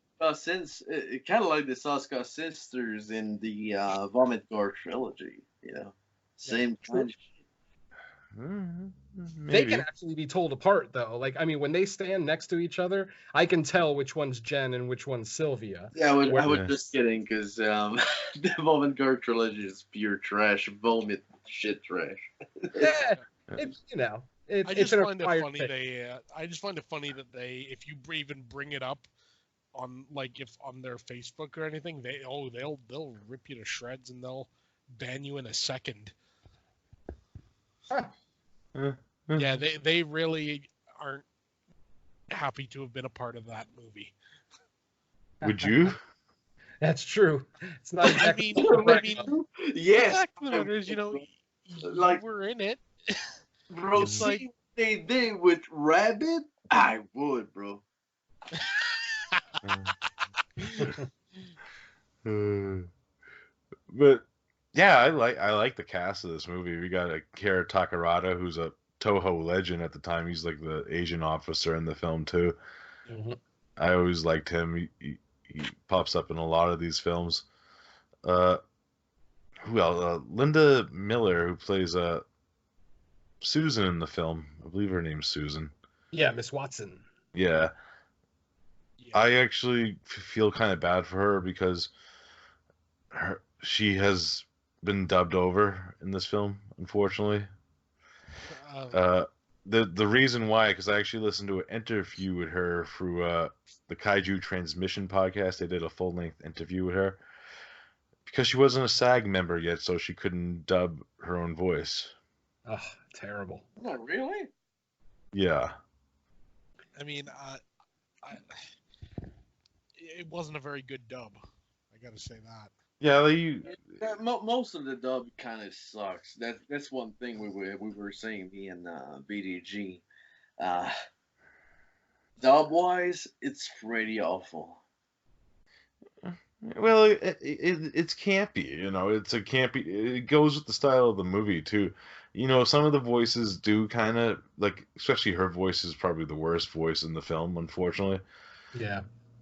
But that you could say that about any dubs. Like, look at poor Bob. Poor Bob from House of the Cemetery. He gets fucking slaughtered, and it's not even his fault, Oh, fuck that kid. Yeah. It's so funny. It's so funny on the Arrow Blu-ray. He actually presents the movie. I actually enjoy Bob without any dubbing or in the original version. I enjoy Bob, but just give me that English dub, bro. Oh. Well, Damn, you want me to take my own line? That's the well, way. Well, the only problem with that is it's not even his voice in the Italian dub either. Oh, Yeah, it's not. I love the original version of it, like the original Italian version. Well, it's not even his voice because Italians don't dub their own voices either in the Italian dubs. Jeez. Because you got to remember, there's some American actors speaking American in the film. Katarina McCall is American. Oh, And yeah. same thing with King Kong Lives. I mean, we Yeah. got Rhodes Reason. And Yep. Akira Takarada and Hmm. Yeah, but still, I mean, judge me all you want, but when it comes to, especially when it comes to the Gates of Hell trilogy, I'm watching that shit on VHS, like some old like Anchor Bay VHS, bro. And we got an episode planned with Rob Kavinsky and shit coming up. oh, I know, Rob told me he'll keep it on the traps. And like the I can watch like how many dub were made for Bob though? 2 or 3? Well, every version of the film's dubbed over and it's international. That's why they usually get a lot of like international stars in Italian films. Like you'll see like people from Mexico, French, Italy, America. They dub them all over to sell to those markets with those actors, and they have those actors usually dub their own voices, like the big stars, anyways. You know what I mean? Yeah, and again, Please tell me speaking there's of like foreign a countries, Guyana bro. dub. Speaking of foreign countries, shame on you when you did that Bruno Mattei show. No Jaws 5. Fuck. Hey, man, I didn't choose the films. It's true. No. It said that you actually chose the film in the show. Well, I chose the more popular films. We could save Jaws 5 for another volume. Might do some more popular ones first to get them out of the way. You know what I mean? Yeah. They do Italian Horror Month every year, so. Bro. For me and Glenn, Jaws 5 is a favorite, right? Why getting Glenn involved in this? Oh man, just Because Star Wars music in like a Jaws ripoff. You gotta love it. But anyways, let's get back to King Kong Yeah. Escape, so I don't get off a little too off time. But yeah, you deal with dubs and all these movies. We grew up with them, and you know this one has Rankin Bass voice. It's fucking Rudolph the Red-Nosed Reindeer as the chick's voice. Kong. Oh, You know. It actually still brought a smile to my face, though. For whatever it's worth, I had a little bit of a guilty good time with it. Yeah, because yeah. You know, so I was just shocked no Bert Ives. You know. yeah. You know, but this isn't the first time Rankin Bass did like movies with like they did movies at Subaraya a few years later, like The Last Dinosaur and The Deaths Below. Those are like Tokyo Toho / Subaraya / Rankin Bass productions. So they have a good relationship with it.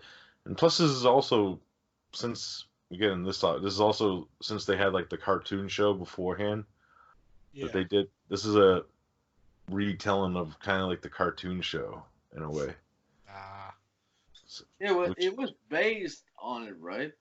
Yeah, it's like a movie. It was based on that like animated show from what I remember, right? Yeah, it had Mecha Kong and Doctor Who was in the episode too at MechaCon, so they used that as the basis for this film, and they worked with Ishiro Honda. And the thing that's so cool about it has a great Akira Ufukube soundtrack, like that opening theme, like fucking awesome. Shit at its finest, bro. Yeah, when you have a Kube involved and a Honda, you know, you can't go wrong with that shit. My major problem with this, and you know, I also kind of have a problem with this with the other King Kong Toho movie is they can't really get the Other King Kong look. movies, there's not 100 of them. I mean, there's like 2, 3, maybe. Two King Kong Toho movies. They Mhm. could never get the look of King Kong right. Nope. You know, I am not a fan of these eyes. That's what I They're was so saying, light. bro. It's the worst fucking King Kong, bro.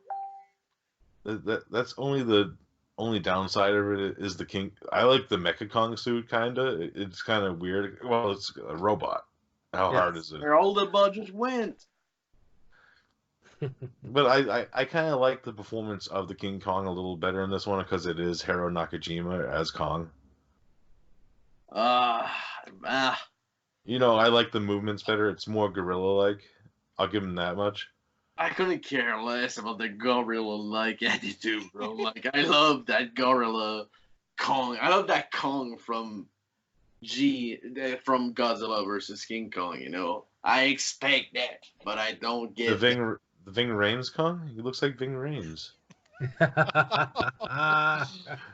Nah, fuck out of here, bro. I'm not a fan of that Kong for real, bro. You were like, even when we were talking on the chat, you were like, I think it looks even better than, like in Kong, but there's a charm to the Kong of King Kong versus Godzilla way more, I think. Yeah, it's his pepperoni face. Yeah, and it's like Palpatine King Kong, you know, electricity going on, you know, like. Oh, fuck that movie. fuck him with his lighting powers. That King Kong is a drug addict, anyways. He's addicted to berry juice. Mm. Well, it lives. Both he and his girlfriend are apparently like addicts to the moon because they talk through the moon. We'll get into it. It's not that bad if you think about it. Oh, we'll get into it. Yeah. What about Venom? Yes, sir. What about you? How did you find motherfucking Escape, my motherfucker? Oh, I've always been a fan of this one. Like I said, there's so much for me to be familiar with because of the connections with Rankin Bass and the connections to classic sci-fi. Because of the star, I've always been a fan of this one. Like I said, I actually really like this story. As you know, aside from the King Kong stuff, Doctor Who. Sure, Doctor Who is a little bit an over-the-top villain, almost like very much like a '60s Bond villain. Just a little more over the top than some of those. But like I said, just because the English version of this was the first one I ever saw, and once I realized, who some of the voices were in this, I absolutely fell in love with the film. I mean, this film's not like perfect by any stretch of the imagination. I'm right there with Derek. I'm not a big fan of this King Kong design. For me, it's mostly the eyes. I'm just not a big fan of the emotionless eyes that we get in this one. Don't you love that blanking scene? The close-up blanking scene?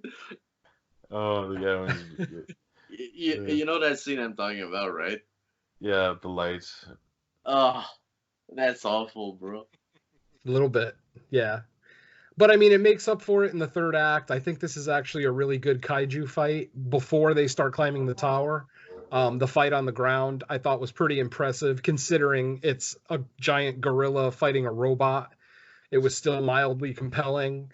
Some decent editing in that sequence. Once they start climbing the tower, I don't know, the believability of it starts to go a little bit out the window. Not to say that any of this movie is really believable, quote unquote, but it's still, the second half of this fight when they're climbing the tower just gets a little over the top for me, but it's still, overall, this works. From beginning to end, this movie works for me. As Glenn mentioned earlier, it's got a really good charm to it. It has heart. Like I said, a fairly compelling story, some decent writing. Decent editing for the time, because editing is one of the things that I always have a major problem with 60s Toho films. Sometimes the editing's not up to par, but this one's actually above average. So yeah, all in all, I enjoy this movie. It's definitely something that I can return to, once a year maybe, and, get a lot of enjoyment out of it. It's a quick watch, it's only like an hour and 36 or 8 minutes, whatever it is. So yeah, I'm definitely on board for King Kong Escapes. Cool. You want to go ahead before we go to the ranking? You want to go ahead, BDG, or I go? Yeah, sure, I'll go. Like you pretty much said, I mean, there are it for what it is. It's fun. No one's gonna accuse this film of being like, some like high art film or anything. You're going in it to watch like a giant ape attack a giant robot, and you get just what you want. That's pretty much it, really. It's true though when you think about it, because I mean, when you think about it, like you want some like, even like the better example I can give you. The first time I saw that film, I bought that Blu-ray that when it came out. That Blu-ray, the first time that film was released on Blu-ray was like what, 2013 maybe? Yeah. Maybe, yeah. And I was like, oh, that's a King Kong flick. Like, it looks like fun, and I'm gonna just watch it, like, just let it play. And it's just dumb fun. It's enjoyable for what it is. There's nothing more to it, and there's nothing less to it. It's just enjoyable for what it is. It's actually, like, how can I say it? Don't expect something, like, let's say, if you go, like, if you love, like, Peter Jackson's King Kong, don't watch this. Yeah, you're not gonna get anything like that. I mean, Wait, would fall asleep on the boat? Yep.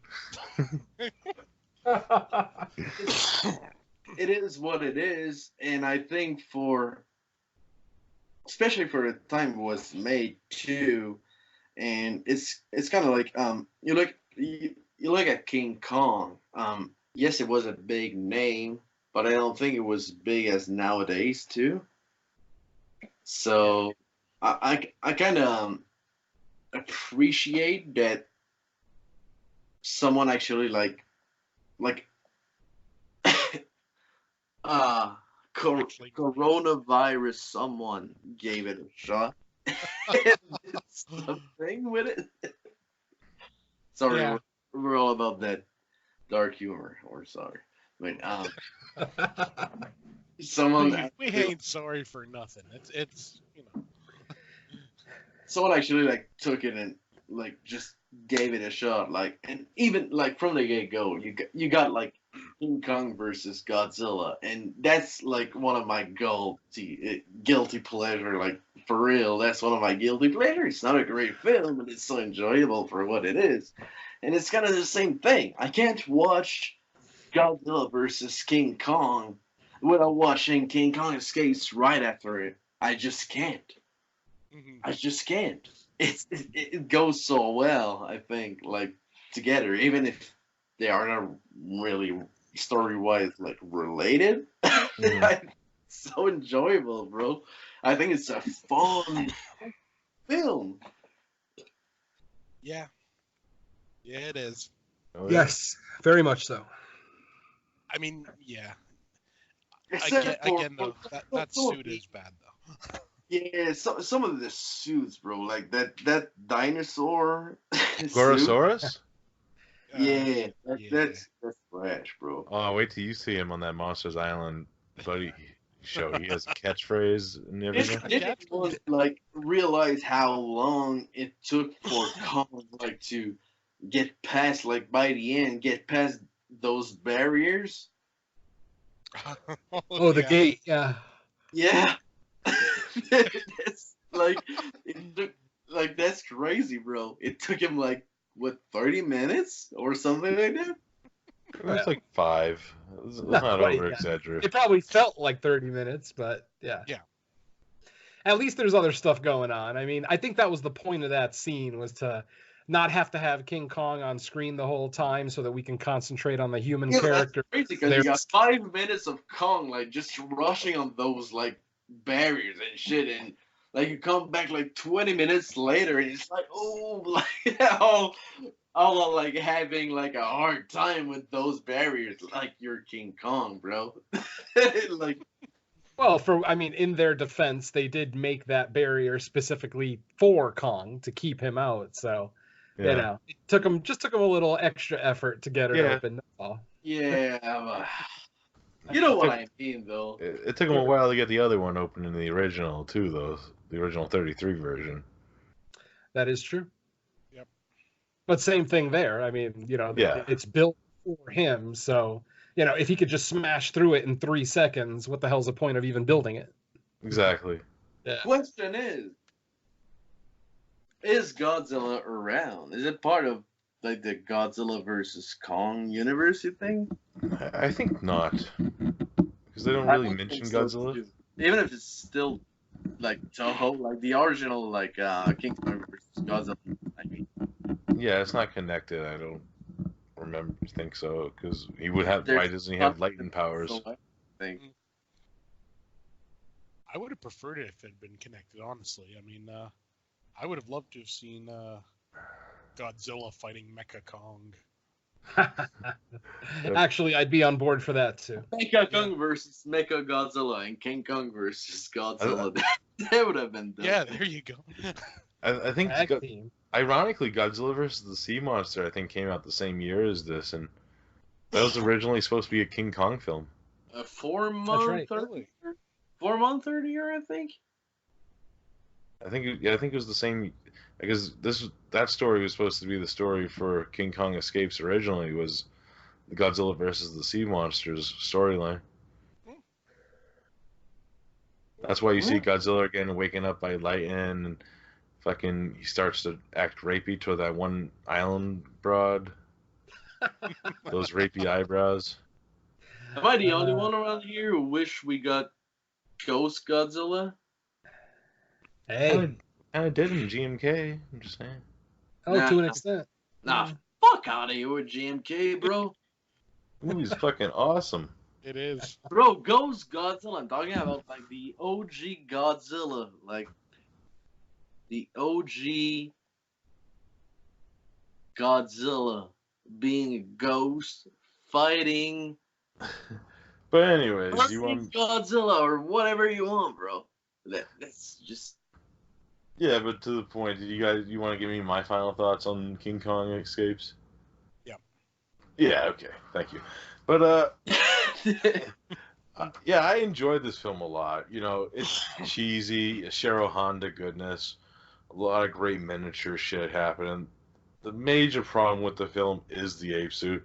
Like they could never get apes right back in the day. No. With the suitimation. It worked a lot better with, like, the lizards and, like, real weird looking creatures, if that makes sense. But overall, I still kind of like it because it is cheesy in some aspects. I like the long shot of it running to the dock when it's about to destroy the fuck out of that boat. That's pretty fucking funny. The dubbing's what it is.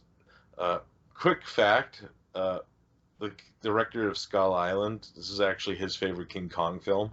Yep, absolutely, yeah.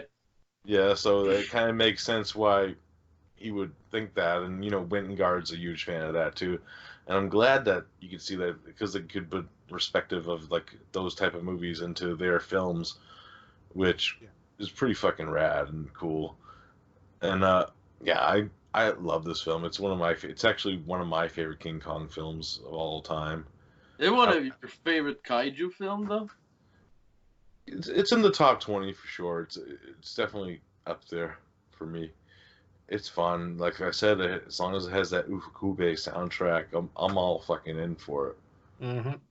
Yep. So you want me to go with that ranking system? Ratings out of 10? Yes. Yeah. Ratings out of 10. There you go. Out of 10. Enjoyability. Like, how do you rank it? For me, as far as sheer enjoyability, yeah, it's going to be really high. I can watch this movie anytime. It's got really great rewatchability. I have a good time with it every time I watch it. I would probably give it a 9 out of 10 for that. Nice. Yeah, it's a 9 for me also. For me, it's a 8.5 because I just prefer like Kong versus Godzilla. I think that's the only cons that I got going on for it. So it's a yeah, it's a 8.5 out of 10. Yeah, no, I was at a 9.5 for real, but now that I think about it, it's that kind of film. I'd say 9. I'd say 9 out of 10 for real. Yeah, 9 out of 10. Yeah. Enjoyability, 9 out of 10. All the way. Yeah, it's a damn fun movie. I give it. You know what? I'm giving it an 8 out of 10. Mainly because just from personal taste, I prefer my kaiju films darker. Mm-hmm. But I that, hear you. like I said, that's just completely like a personal taste thing, But it was a damn fun movie, and that's Nice. with I mean, think of it. You got Kong versus a robot Kong. If you can't make that fun, there's something wrong with you. Yep. Hell yeah. Next criteria is out of 10 rewatchability. Yeah. I'm gonna come in with the exact same score. Like I said earlier, I could watch this movie almost any time. It's not nearly my favorite kaiju movie. It's probably next to the 1933 original and of course the recent Skull Island. This is easily a top 3 King Kong movie for me, but it probably would not fall anywhere in my top 25 favorite kaiju films. But for what it's worth, I can watch this pretty much any time. So yeah, I'm coming in at the same score, 9 out of 10. Cool. What about you, Derek? Oh yeah, this is definitely the same score. 9 out of 10 for me. Like Venom said, there's a lot of other kaiju movies that I watch a little bit more than this one because I like fucking giant bugs and lizards and fucking other shit, and weird crazy shit in my movie sometimes. And this is a giant monkey movie or a giant robot, but I still get it was good to revisit it because it's actually been maybe like a year since I watched this last. So it's always good to fun to revisit, you know. Plus, I'm a huge Bond film fan, and I kind of like Bond plots sometimes. So it works for that for me. So yeah, I give it a 9 for rewatchability. Rewatchability for me, that's a 10, bro. I mean, like, anywhere. Like, that's the kind of film, like, I'd see it, like, anywhere, whenever, bro. I'd have a blast. Even if, like, someone could get shot in the fucking face, like, right, like, by my side, and that film was playing, I would probably more. So you'd be more concerned with Godzilla escapes and some dude getting shot in the face. Yeah. Man, I don't know if that's a good thing or a bad thing, but Probably both, but it's certainly something. A thing. Yeah. PDG, did you say it? Did Nope. you? Mine for rewatchability is definitely a 10. Nice. It's like I said, it's just fun, and you can't go wrong with a good, fun movie. Mm-hmm. I mean, the fact of the matter is, like I said, I prefer the darker type stuff, but, there's only so much dark you can take. You need just like a fun, like essentially popcorn flick sometimes. Sure. And this definitely falls into that category. For someone that never saw it, I mean, I probably most of the people that don't watch kaiju films probably haven't seen it. But let's say, would you buy or rent? This is a purchase for me, absolutely. If this thing ever comes out on a 4K Blu-ray, I will be the first one to pre-order it. Well, yeah. Yeah, this is definitely a buy for me. Fucking fantastic. Add it to your kaiju collection, fellas and girls. Yeah. Absolutely, same for me, bro. The minute that blue came out, I jumped on it right away. I just love it, bro. I agree. It's a buy, and I mean, because let's be 100% honest. Also, it's cheap, Mm-hmm. and you would spend more to rent it than it is to buy it. So buy it. Yeah, it's like at least here in Canada, it's like what $14.99 on Amazon. Yeah, it's about yeah. that here. It's about that here. I think that's like 10 here. Yeah, it's cheap. It's fun. That's what you gotta like. Cheap and fun. Mm-hmm. Like I like my women. Exactly. And short. Yeah. Yep. Well, yeah. So Element X was actually Baby Yoda, right? I think so.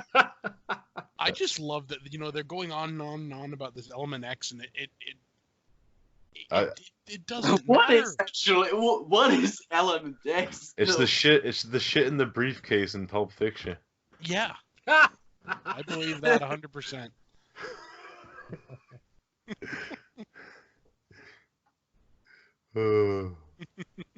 So yeah, we should move on to King Kong motherfucking lives. Yep. Oh yeah. If we have to. I love that film, bro. Well, let's get into it. Be careful, alright, man. King Kong lies in a coma for 10 years. Blood transfusion to facilitate a heart transplant. When a giant female ape is brought to help revive him, he manages to escape with her. You gotta love that the like overly dramatic thing is like you could just imagine that being said by that guy on the movie trailers. In a world. Yeah. In a world where we have giant artificial heart transplants for apes. I'm gonna say it right away. Guys. Mm-hmm. That's my favorite Kong film. Oh, you're gonna hate me then. Oh yeah, then you're not gonna enjoy us. I'm sorry, but that's my favorite Kong film for real. Okay, I'll talk with some positives. I do like the ape designs. I like how they're different. Is it the same suit though? Than the Kinda, Gianna De Rossi, who of course did the effects of Zombie, did the female one. Yeah. I like how he did like floppy tits female one with the red fur. I like how it's a little differences. I like how they differentiate the apes in that sense. She got floppy tits, bro. That's just the only thing I saw, bro. That's the floppiest tits I saw, bro. Well, it's a gorilla. I don't think common. they'd be perky. I don't think it was supposed to be turned on by an ape. Yeah. I think you got a few more problems than Jeremy Friedman. Yeah.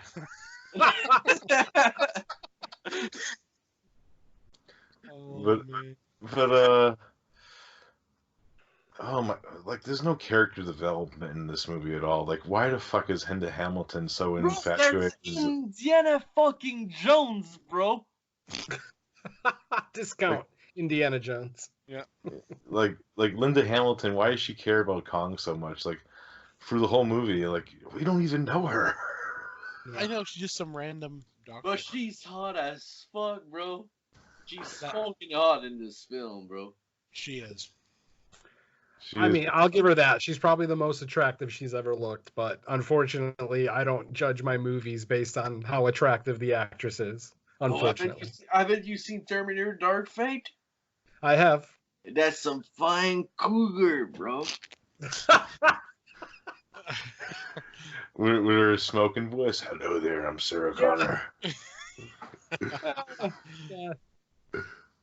But I mean, I'm right, Derek. I think this is one of the better Kong suit designs. I like that the face actually has expression, as opposed to King Kong Escapes, where they're not really able to do much with facial expressions. I thought it might have been just a little over the top the times that the ape smiled. But I love that, bro. I don't. Is it a con or is it? Are you with it with that or? What's that?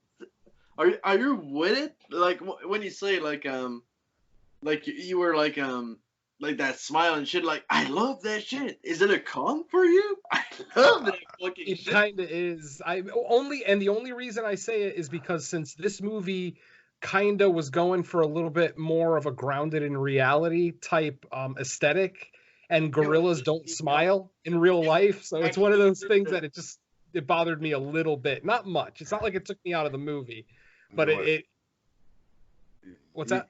I was just gonna say the real thing that really took me out of the movie is the fucking soundtrack. It's like the Black Stallion or something playing over like this weird love theme, like do do do do. Yeah. It's a weird combination. It's a weird combination of like inspirational music and early 80s porn. Yeah. Which isn't necessarily a bad thing, but it does kind of take you out of the movie. It's actually a soft porn, and we don't know it. Yeah. I'm okay with that. Like this movie, I thought it was almost over, and it was only 40 minutes in. I'm like, what the fuck? I don't know why you hate that film, bro. It's so stupid. Like, it's so tedious, and watch some of the scenes. Like, there's so many subplots happening that they don't even care about. Like just the one note that I took when Lady Kong gave birth. Look at the size of the chimp compared to the mom. Like, that's the tiniest motherfucking baby compared it's so to fucking stupid. Motherfucking big mom. That's the biggest fucking vagina, bro. That makes no fucking damn sense. That's why That it's is true. stupid. It's supposed to be grounded in reality. You know, like, why is this ape like the size of a human? And do giant apes like give birth in 3 days? I mean, it's like they fucked and like 2 days later she gives birth. Well, with heart transplant, maybe, bro. You don't know. You got a heart transplant? Have you ever got a heart transplant? I don't know how a heart transplant would affect a creature's semen, but I mean, I'll allow it. Yeah, I know for sure, bro. Just the whole. I went through that shit. Just the whole fucking beginning where it's like, you know, where they show like the first clips of like '76 Kong and shit. Like, I can't believe y'all didn't enjoy that film, bro. Then fucking it goes into like, you know, 10 years later or something. Fucking, he's in like a coma, and you see like the giant iron lung. I'm like, what the fuck is going on? Bro, My question: giant blood bag, the giant blood bag. My biggest question is, why does Linda Hamilton want to revive Kong? I mean, Kong fucked New York up in the '76 movie, and then, but they give us no motivation whatsoever. Yeah, no explanation at all. No, nothing. They just want to and they talk about how much money they spent on it. It's like, are you going to try to make them a circus attraction or something? Like, why are these private fund guy, funders, giving their money, millions and millions of dollars to revive this thing that's just gonna fuck your city all up again. Because Indiana Jones gonna be rich. He said it on the phone from the get-go. I'm gonna be rich. Right. He was gonna be rich by selling Queen Kong. And that's also a missed opportunity. How do you not call her Queen Kong? Fuck that. That's a way better name than Lady Kong. That's true. Yeah. Yeah, true. But I mean, yeah, like I said, the whole thing with wanting to revive Kong, and then after they find the female, the first thing they think about is bringing her over to do a blood transfusion. It's like, how short are these people's memory? Do they not remember what King Kong did just 10 years ago? But now you want to bring two of these fuckers over here? I love. That's one thing. Why do you even care? Like, these people are assholes. They're just greedy motherfuckers because they're so greedy because they're like, so what should we do? Well, if the transplant doesn't go well, then another university will get the ape. I'm like, fuck. Okay, we'll do it. Like fucking. And John Ashton as the fucking army dude. Holy fuck, is he a huge fucking asshole? He's the greatest actor in this movie. Easily. Yeah. Freeman, bro, of the Kaiju universe. That's the biggest motherfucking piece of shit, man, I ever saw. And that crushing scene in the graveyard, like when he runs and he got crushed by Kong. That's the best part of the movie. I just love that the feet are just sticking out. Yeah, I thought they were gonna twirl up into like Wizard of Oz style or something. But he's the best character because he actually knows what's going on. He's like, you want to revive these fucking creatures? Fuck Jones, bro. Like he's the only character that actually makes sense in the movie. It's kind of sad. He's like, you want to revive these creatures? Fuck that! I'm killing them. Yeah. It just, Yeah. Like I said, for a movie like this that's supposed to be grounded in reality, they definitely don't fill in a lot of plot holes, a lot of motivations. It just blame Laurentis. What's that? Hashtag blame Laurentis. Oh well, yeah, Dino. Yeah. Well, he produced the first one too, and yeah, and that was great. I mean, I think if I remember correctly, Jessica Lange got nominated for an Oscar for that movie. So, I mean, that movie's pretty decent. Granted, I haven't seen it in almost 20 years, admittedly, but from what I remember from the couple of times I've seen it, I enjoyed it a lot. But man, this one, like I said, it just had, aside from the storytelling, just some of the dialogue in this movie is fucking cringeworthy. Yeah. I mean, I wrote down some of the lines. It is cringeworthy, bro. When do you do that whole surgery thing? Like, oh, there's some blood. Like, I need you to take out the blood, and they go out like they went in like with a huge like stainless steel like vacuum in there, bro. That's like I loved how all of them just got on his chest to cut his chest open. Yeah. It's so retarded. It's so God. Yeah. Just the tones of this movie, just the pacing of it, just like some of the subplots, like with the hunters. I'm like, okay, really? Yeah, 80s movies always tried to make rednecks look like shitty people. Yeah. That always bothered me. They still are though, but no. I've known many rednecks, and they're some of the nicest people I've ever met. Usually very hospitable, a lot friendlier. You know, they're not the type that are like, "What you doing in my neighborhood, boy?" Yeah, it's not Southern Comfort at all. No, it's not. It's not. What do you call it? Deliverance. What you're doing, my neighborhood, boy? Well, here in Quebec City, it's all just call it sit, mon tabarnak. That's how it works, you know. Oh man, but some of the I wrote down some of the awful fucking lines in this movie. I mean, here just a couple. Only one thing will save Kong, a miracle. Oh my god. I literally I think that line gave me a fucking two. It was just awful. That's cringeworthy as fuck. The other monkey's gone ape shit. Really? Really, that's the line that you're gonna fucking go with. They're Just the 50 whole. foot tall and wearing their birthday suits. Are you fucking joking me? And that was John Ashton. Ah, Yeah. God. Just the whole ending where Kong's dying and fucking go see your son, Kong. Go see your Bro, son. that, I was cringing so hard, like that final scene, bro. That final scene is even worse on the oh island. that's the cancer of cancer. That scene. I said that to Venom. Oh God, it really is. And even the misogyny. I Let him understand that this is. Let him I see understand. his father. Let him see his father once. Like he's dying, like on the front of the porch, like oh. Yeah, probably. Hey, traumatized for the as baby silly more. as that scene was, it actually almost got me. Like I started to actually feel a little something when Baby Kong started to like cry out right after King died. I was Yeah. like, oh, they actually pulled off a little bit of emotion here. Go figure. Because I would have never given this movie credit. After watching the first half, I would have never given them credit for being able to actually put together a mildly emotional scene. But they actually were.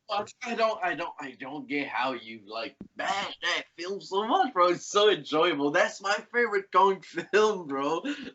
Really. And that's fine. Hey, your opinion's just as valid as anybody else's.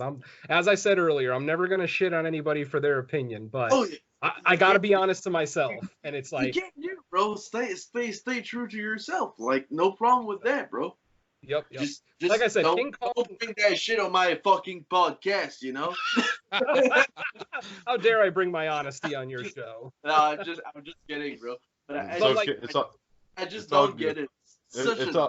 It's all good, Will. This is me during the King Ghidorah episode of Underwater Well, Kaiju. like Derek said it best earlier when me and him were talking earlier. King Kong Escapes knows what it is. It knows what it wants to be. The campiness in that one comes off as mildly believable and comical, whereas this movie, because they kind of went for a more grounded in reality aesthetic, they fight terrible so dialogue. bad that it's even more enjoyable, I think. Oh, see, that's the thing. See, that's a problem that a lot of people have with me. I don't believe in it's so bad it's good. Like I don't buy into that statement. If it's bad, it's just bad. You can still like it. I don't care. I'm not like, as I said, you like what you like, and that's awesome. But as far as it's so bad it's good, I don't buy into that. A bad movie is a bad movie. It's as simple as that. This is a bad movie. Some people are going to like it more than others, and that's cool. There's nothing wrong with that. But So the way that I look at movies... How Go ahead. Pieces? How about Pieces? Well, Pieces knows what it is, though. That's the problem. Yeah, exactly. It's a bad movie with some great funny moments. But it's exploitation too. I mean, exploitation movies are Nine or Bride of the Monster. But this doesn't have King Kong grabbing a guy's cock and ripping it out at the end either. Like Yeah, but Pieces still, does. it's Might be a better movie if it did. so bad it's good. It's still so bad it's good. But Ed Wood movies, once again, just like King Kong Escapes, Ed Wood movies have a certain charm to them. They have a certain cheap aesthetic that makes them enjoyable. This was a big budget movie. This wasn't an indie. This movie had a decent sized budget. It opened in theaters. It opened on Christmas of 1986. So it was a big movie at the time that obviously flopped. I don't believe it made very much money. But that's the point, is that if you're going to pump this much money into it, you're going to get name actors like Linda Hamilton and John Ashton in there. And you're going to, try to ground the storyline in reality. I expect a little bit more. If they would have gone with a campy feel right from the start, I might have been a little bit more forgiving of it. But because they don't, because they go for a more serious tone, I have to judge it the way I see it. And that's kind of the way I see it. And it seems like most people agree with me, because looking at the IMDb score, it's pretty damn low. And IMDb, bro.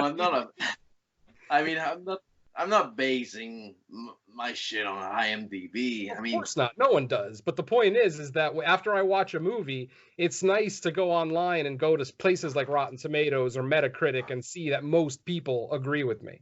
If you look on Rotten Tomatoes, bro, The Last Jedi is actually good, and it's fucking trash.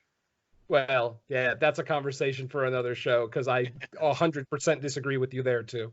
Oh! Oh, Me too. Oh! And you're talking to a guy who's seen every Star Wars movie on opening day since 1977. And I do not believe Rise of Skywalker is a bad movie. It has its problems, absolutely. No, It's not Rise of Skywalker. I'm talking about The Last Jedi. yeah. I disagree with you even more then, because I think The Last Jedi is the best movie of the new trilogy. Ooh, Ah! that I'm making hurts. enemies left and right. I love it. Personally, I don't. We'll save it for another show, guys. Come on. We'll get into another tangent. We're almost done here. Yeah. But yeah, I mean, like I said, when I come into a movie like King Kong Lives, that was a big budget, big, blockbuster type release, I expect a little bit more of it than a 1967 Toho movie. And the fact that the 67 Toho movie is better written, better acted, even the green screen effects look better in the 67 movie than in this one. The green screen in this movie is terrible. It does not look good for a movie that's 19 years newer. It's the same age as me, 33. Yeah, exactly. And I mean, like I said, the ape costumes look great, but the green screen effects look just as bad here as they did in an early 60s sci-fi movie. And that bothers me. Again, I tend to ask, where did the budget for this movie go? Kind of like Derek said, like old as he is. And even I think it's shit. So I can't. I mean, this movie in 1986 got a $10 million budget. $10 million it cost to make this movie. Where the fuck did the money go? Because it didn't go into writing. It didn't go into, making the effects, awesome. I'll fully admit they spent a good amount of money on the suits themselves. I thought the suits looked great. But where did the rest of the money go? I don't know. Bro, I gotta say, set pieces. There are some pretty good set pieces, bro. Sure. No, absolutely. Once again, some of the scenes with the military attacking Kong still look really good.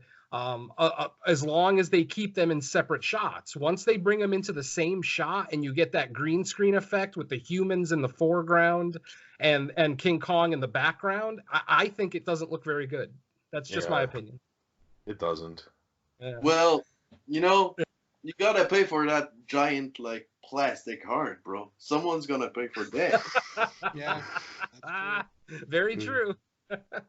Oh I guess if that plastic heart cost them $1 million, then maybe I can understand. If it took It 1/10 of the budget, then maybe. I believe it. What about you, Glenn? I'm kind of the same mindset. I like it. Don't get me wrong. I've always had a soft spot for this movie because I used to watch this as a kid a hell of a lot. But the thing is, it doesn't know what it's trying to be.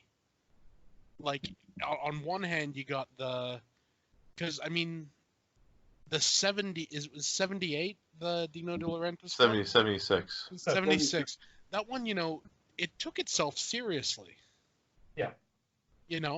And this is the follow-up to it. So by all rights, this should have taken itself seriously. But then you have these moments where it does take itself seriously, and other moments where it's I don't know, it's Kong's leaning over, trying to get his hand around and everything. It's really? I mean, that's one thing. I think they made Kong too human. Yeah, and the whole thing with how Kong and Lady Kong's romance kind of emulated Linda Hamilton and Indiana Jones romance kind of bothered me. Oh, that was why? That moon via moon connection. That was just weird. That's the only scene I remembered from this movie for the longest time, because I seen this when I was a kid too. Yeah. And I remember this weird awkward scene where they were about to fuck and Linda Hamilton wanted to fuck. Everyone wanted to fuck because of the moon. Yeah. Yeah, Hey, their I moon's know. romantic. I mean, Kong, like when bitch Kong, floppy tits, bitch Kong is captured. Like Kong just looks at the moon. He's like, oh. But I does just he love care? the fact that it apparently took She's some. 100% having it because she's like, huh. You know? What are you gonna say, Glenn? I just love the fact that like Kong like gets washed down like a river and then like apparently disappears for 3 months. I know he banged his head off a rock. Yeah, and like no one knew, and he was there That's eating alligators. That's a lot of effect too, bro. Yeah. That was my I favorite tell you what part. though, I love the part where he's eating the guy. Oh, There's no There's- blood. And Yeah. yeah, but he literally pulls a guy in half, and there's no blood, not a single drop. Yeah. Then he takes the hat out of his mouth and there's no blood in the hat. Yeah, Fucking- yeah, that's the thing. I just Oh, wish. fucking shit. I think essentially what this movie kind of did is it kind of killed the American kaiju genre for a long time. Yeah, It's over 10 years. Yeah. It's true. I gotta say it's true. I think so too. Yep. And I think a big part of it is the, like, Godzilla '97 is the offspring of King Kong lives. yeah, kind of. Uh, No, Hmm. I mean, like, it's not goofy and fun enough to be, like, goofy and fun. And, Yeah, and it's not serious enough to be, like, serious and scary. yeah. So it's in this weird middle ground where it's almost like trying to do two things and kind of failing at both. This is one of the reasons why they took a long time to make the sequel to Godzilla 85 was because of this film bombing in Japan. Yeah, They Wow. took I definitely believe that. and yeah, I can see why. And this and Biollante, which was the only two Godzilla films that we had. These are the only two kaiju films that we got to see because a lot of the other ones didn't get released because they bombed. Well, speak for yourself. Because in Canada, bro, in Quebec City, we got an indie cinema here since the mid '90s, and we even got like the original I believe 16 millimeter print of what was Godzilla 2000. Like someone did a rip on some Godzilla- rip. Of what movie? Not Godzilla 2000. It was a 16 millimeter of. It's one of the latest early 2000 Godzilla that was shot. Some scenes were shot on 16 millimeters, I think. Well, it's actually because the only other Godzilla movie, like Toho one, that was released in theaters after Biollante was Godzilla 2000. Yeah, I saw Yeah. that in the theater. Yeah, me too. No, Me too. but we had a horror, not a horror fest, but like a monster fest here in Quebec City, and we got a hold of some prints.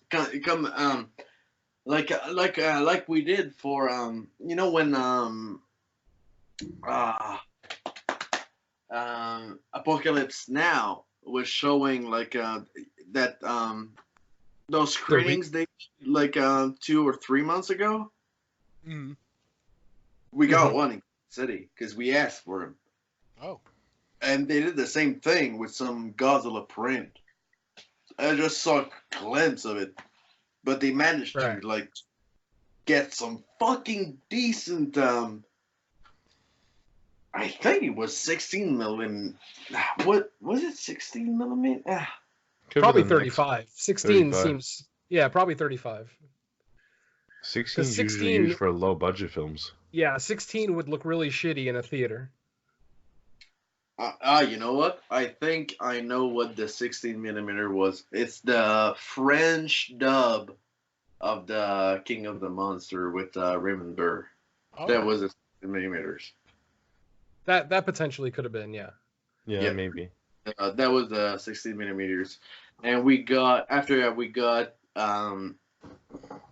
Sea Monster, which is one of my favorite. After that we got versus Ghidorah. After that, I don't remember, but I mean, still, hashtag fuck Gagan. What? Poor Geigen. I know he never did anything to anybody. He never got the chance. What? Yeah, I don't know what you got for Gagan. Well, he's not even my favorite kaiju. First off, No, he's my favorite villain kaiju. That was written down, bro, as one of my questions. What's your favorite kaiju and shit? I was like, oh, they're gonna say Gagan. I don't want people to say. I don't want people to say. What a bunch of pussy. Did you ask that question? That shit.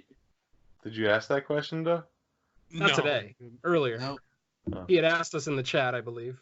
Oh, I was asleep, I think. Well, this was weeks ago, like when we first started talking.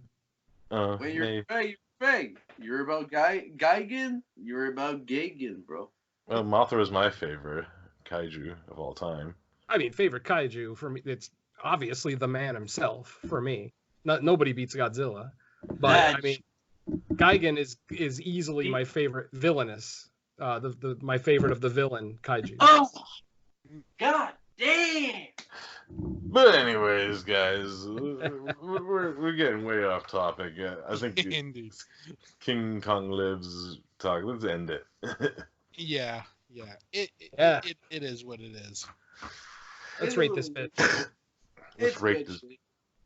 It's good shit. Don't listen to what they say. It's bullshit, and it's good shit.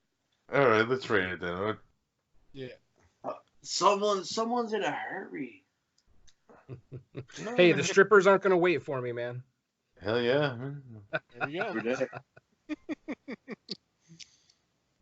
So who's taking out? You wanna take us out of here, or I do? All right. So what's the first one? Enjoyability, right? Yeah. Okay. Also, we're not actually leaving. I thought we were actually leaving. We had to rate the movie no, we gotta first, rate it. homie. Oh no, we'll rate it absolutely. As far as enjoyment goes, it's a camp. Yeah. Just 1 second. Glenn. Yeah. We'll need some editing there. Pretty sure you're gonna need a lot of editing. I'll probably just put it up raw, honestly. That's what we usually do. So. Yeah. So yeah, enjoyability. All right. As far as I'm concerned, for enjoyment, it's a campy little movie. It's not the worst thing I've ever seen by any stretch. Like I said, because of the fact that they kind of go for a more serious tone, it fails a little bit in that sense. If they would have gone for a little bit more of a campy tone, maybe dialed up the comedy a little bit more, I might have enjoyed it a little bit more. But I'm going to come middle of the road for enjoyment on this one and just give it a 5 out of 10. Because it's not, like I said, it's not the worst thing I've ever seen, but I also don't think I'm going to be returning to this that often, if ever. Yeah. If ever. I'll go next. King Kong Lives. What can I say about an enjoyment factor? This was a slog for me to get through, guys. I didn't enjoy this really at all. There were some moments I did like more of the action stuff with like Kong getting sprayed with fucking bullets, like he was in like a Lucio Fulci film. But overall, the overall story was just fucking retarded in my opinion. 4.5 out of 10. I fucking didn't enjoy this a lot at all on rewatch, and plus that fucking ending just pissed me the fuck off. I threw my fucking beer can at the fucking TV. Like, fuck you, baby Kong. Fuck you. What are you, fucking Tarzan? Fuck off. Tiniest baby for the biggest vagina, bro. That's what it is. It was like, does he have brothers and sisters? I'm like, fuck that movie. 4.5 out of 10. Nice. Oh, Rewatchability. For me, bro, it's a 9.5 out of 10. It's so Damn. enjoyable. You grab a couple of beers, bro. It's so all over the place. I mean, just Did you like, ever watch it sober though? Just, sorry? What? did you ever watch it sober? Yeah, actually, 10 years ago, I did. 84 years ago. Yeah. Sober, and I've never been the same since. Yeah, but I'd say, bro, I mean, like from the get go, like just, like, okay, let's put it this way: movie begins, it's the ending of 76, right? Mhm. 76 ending. It ends. Roll up the credits. You end up in a lab. There's a big ape laying down,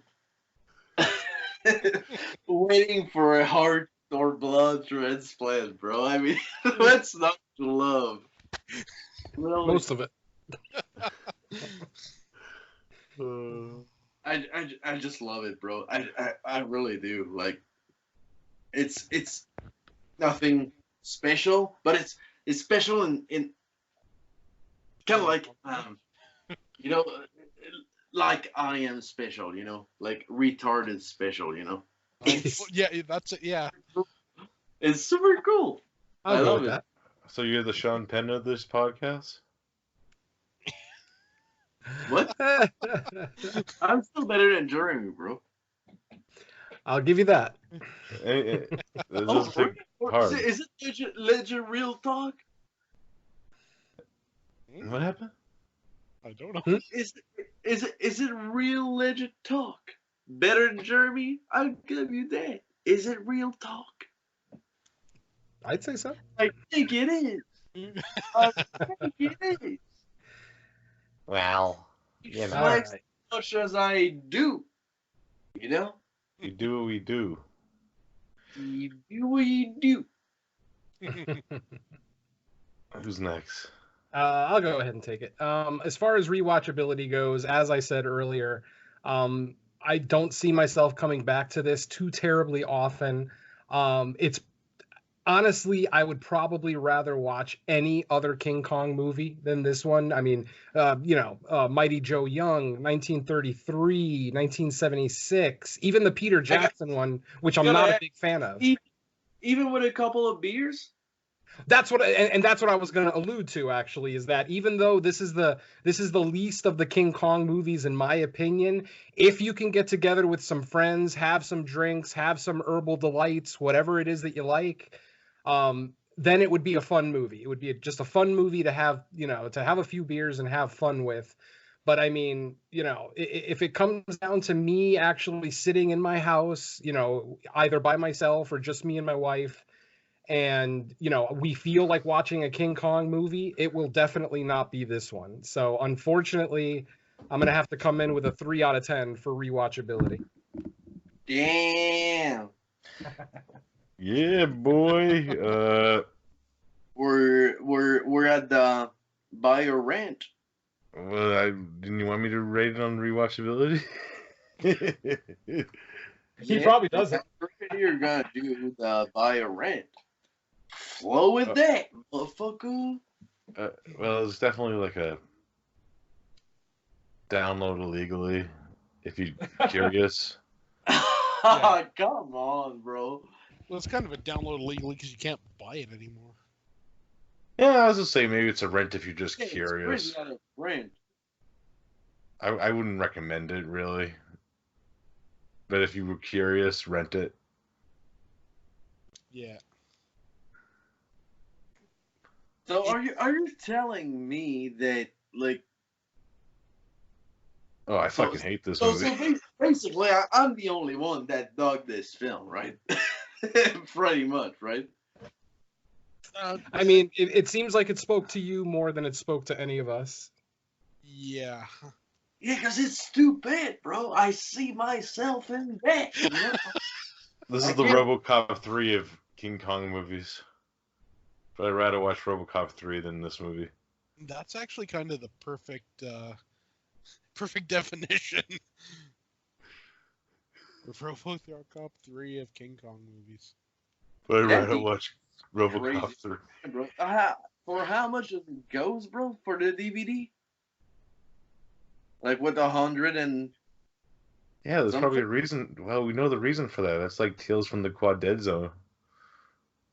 It's so expensive, but then you find out after you watch it. Massacre Video actually like put out a box set for it. Yeah, I own it. But King Kong Lives never got like a decent release. Well, because everyone hates the fucking movie that was involved in it. You can't blame them. I can't imagine Linda Hamilton's putting this on her resume. Yeah. Well, I was in Terminator. I was in, all this stuff. Oh yeah, I was also in King Kong Lives. It'd be like, Imagine the look she gives people when they bring her the DVD of King Kong Lives. Oh God. This That is would- the that guy would be that perfect. loves rats, bro. Fuck out of here, bro. Yeah, but Rats knows what it is. It's a Bruno Mattei cheesy B movie.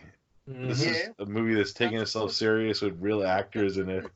Bro, I got that double feature with Hell of the Living Dead. You know that double feature they did with Rats Night, yeah. Double feature with King Kong Lives and some trash fucking shit that I whatever you got. I want a decent transfer for it. It's trash, but it's enjoyable. Well, let me explain something to you the way I review movies.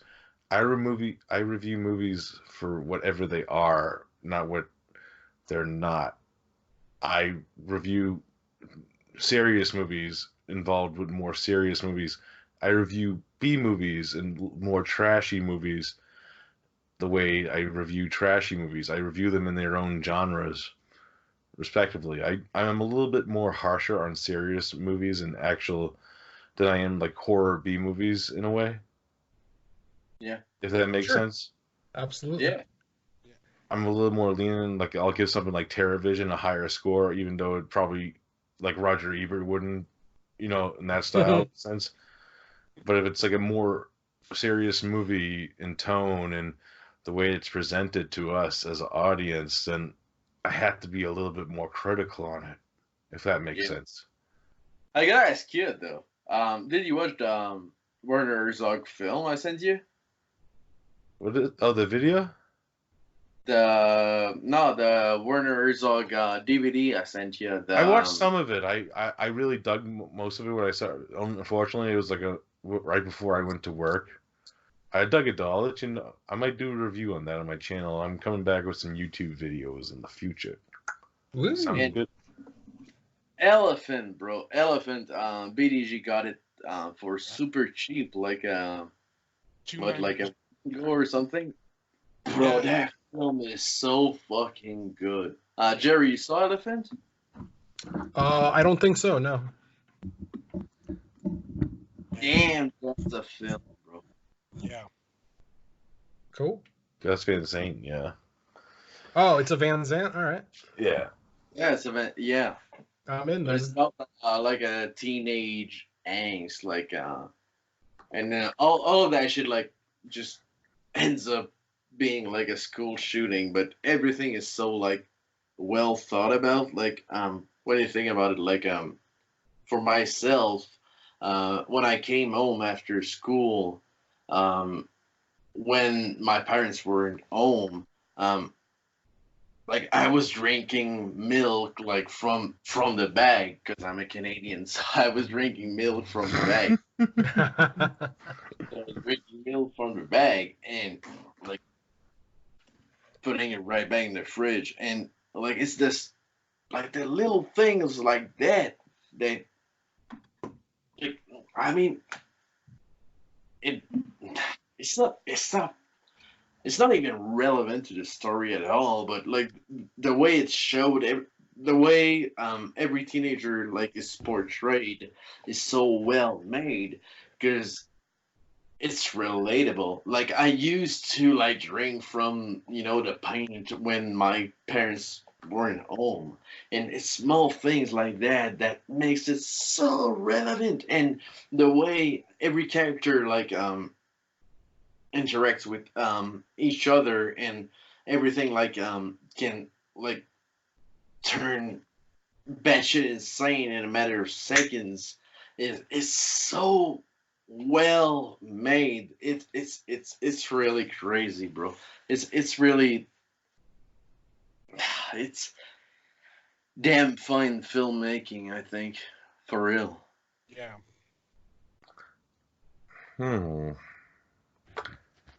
Good shit. Yeah.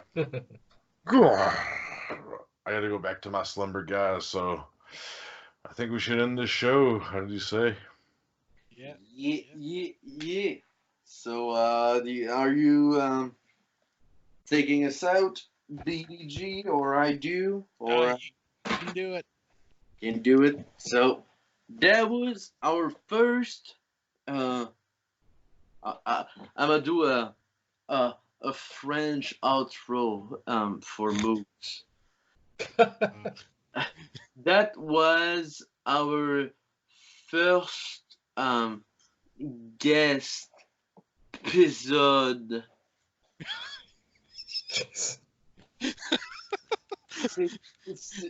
It You're will probably offending French it, people. it will end PDG and oh and Derek.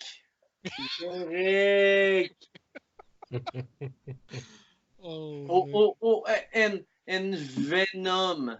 Jerry. Jerry.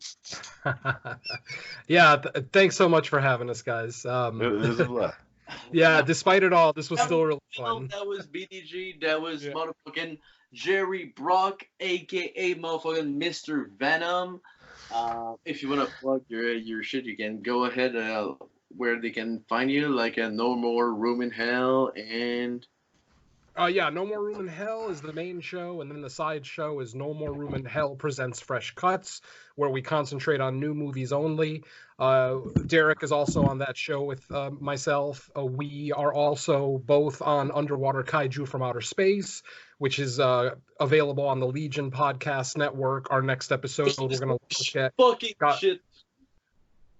What's that? Good. Sorry, which is good shit. I gotta say, Thank you. On our next episode, we're going to be looking at Godzilla versus Space Godzilla. We talked about that a little bit earlier on this show, so check that out. That should be out sometime in February. You can also hear me on It's Not Horror Okay, which is a movie commentary podcast that I just joined.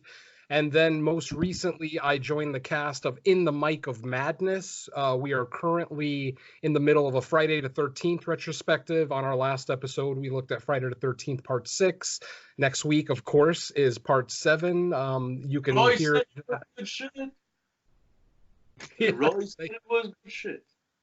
Thank you, sir. And then if you want to hit me up on social media, on Twitter, I am at Jerry Venom. On Instagram, I am at Venom Horror. On Facebook, I am Mr. Venom. And if you want to drop me an email, the address is mrvenompodcasts@gmail.com. nice. Want me to go next? You wanna do your little outro? Sure. I'm not sure when the show is coming out, so the next episode of Cinema Attack, we are doing a director's spotlight on Mr. Herschel Gordon Lewis. Nice. And we're doing the Blood Trilogy, of course, which is pretty exciting stuff. And we have a special guest. I don't know when this is coming out, but it's actually Venom's co-host on the In the Mic of Madness. We're going to have Rebecca on to talk some Herschel Gordon Lewis, so that's pretty fucking rad. That's going to be awesome. I love the Blood Trilogy. Absolutely love Herschel Gordon Lewis, and I love those movies. 2000 Maniacs is literally one of my favorite movies ever. Fuck yeah, I can't wait to revisit and talk about them. Should be a fun time. That shit. And not sure. Celluloid Dissections will be out, and we are doing. Me and Carly are doing the Wild Bunch, the Sam Peckinpah Western. Nice. And we also have a special guest, and Mr. Parker is going to be on that episode with us. That's for the listeners. You want to hear that? It's coming out. So we're going to have him, Dave Parker, aka Mr. Parker from YouTube, on. Dave's awesome dude. One of the guys who got me into YouTube in general. Oh, yeah. One of the OG, bro. Hell yeah. It's weird because I found out he's the same age as me, too, which is odd. You know, I'm like, damn, you're the same age as me, bro? But Nice. Dave's awesome, dude, and I can't wait to record with him finally. And then, you know, like Venom said, No More Room in Hell, Underwater Kaiju, you find those on their respected networks. And one I will shout out is I started a new podcast because I'm kind of, since I've been hanging with Venom, I've been kind of being a whore lately too and making new podcasts. I'm the best whore, damn it. You know, and so I have 5 podcasts now. That's the count. I started a bi-weekly podcast with Miss Lacey Lou. We have our first episode out. They're Here podcast. I love doing that. And, you know, that one was fun. That was actually off the cuff, that first episode. And I think we did pretty well for just a podcast that was created in 5 minutes. Yeah, I like that episode. That was good. And our next episode will be underrated horror films from the year we graduated high school. And I'll tell you what we're doing, since that should be recorded by the time this comes out. We are doing House of Wax, and she is doing Bug. Also, the original? No, the 2005 one. Derek ain't that old. Oh man. Well, it was, you know, it depends on how we feel about the films. We'll find out. But, you know, it's just movies that I feel like don't get talked about on shows that much. That's the way I choose my movies for underrated lists, which makes more sense when we do our 3rd episode of that, because I think no one ever recorded a review of my movie that I picked for the 3rd episode. I'll tell you off here, because that one's not coming out till later on. Nice. But, yeah, those are what's coming out. Check it out. Awesome shit. Hell yeah. So, that was motherfucking Ash Will Cardinal. This was BDG Reviews. Yeah. That was motherfucking the symbiotic Mr. motherfucking Legend Venom. Thanks again for having me, guys. No problem. Yeah. And that sweet motherfucking gorilla from motherfucking Boston. Let's hear it for motherfucking the Bourgeois. Thank you. You know, and thank you for not adding 92 or some other weird number. Shout out to the little Mexican bastard there from 22 Shots. Oh, Jesus. Yeah. So yeah. Peace out. Later on.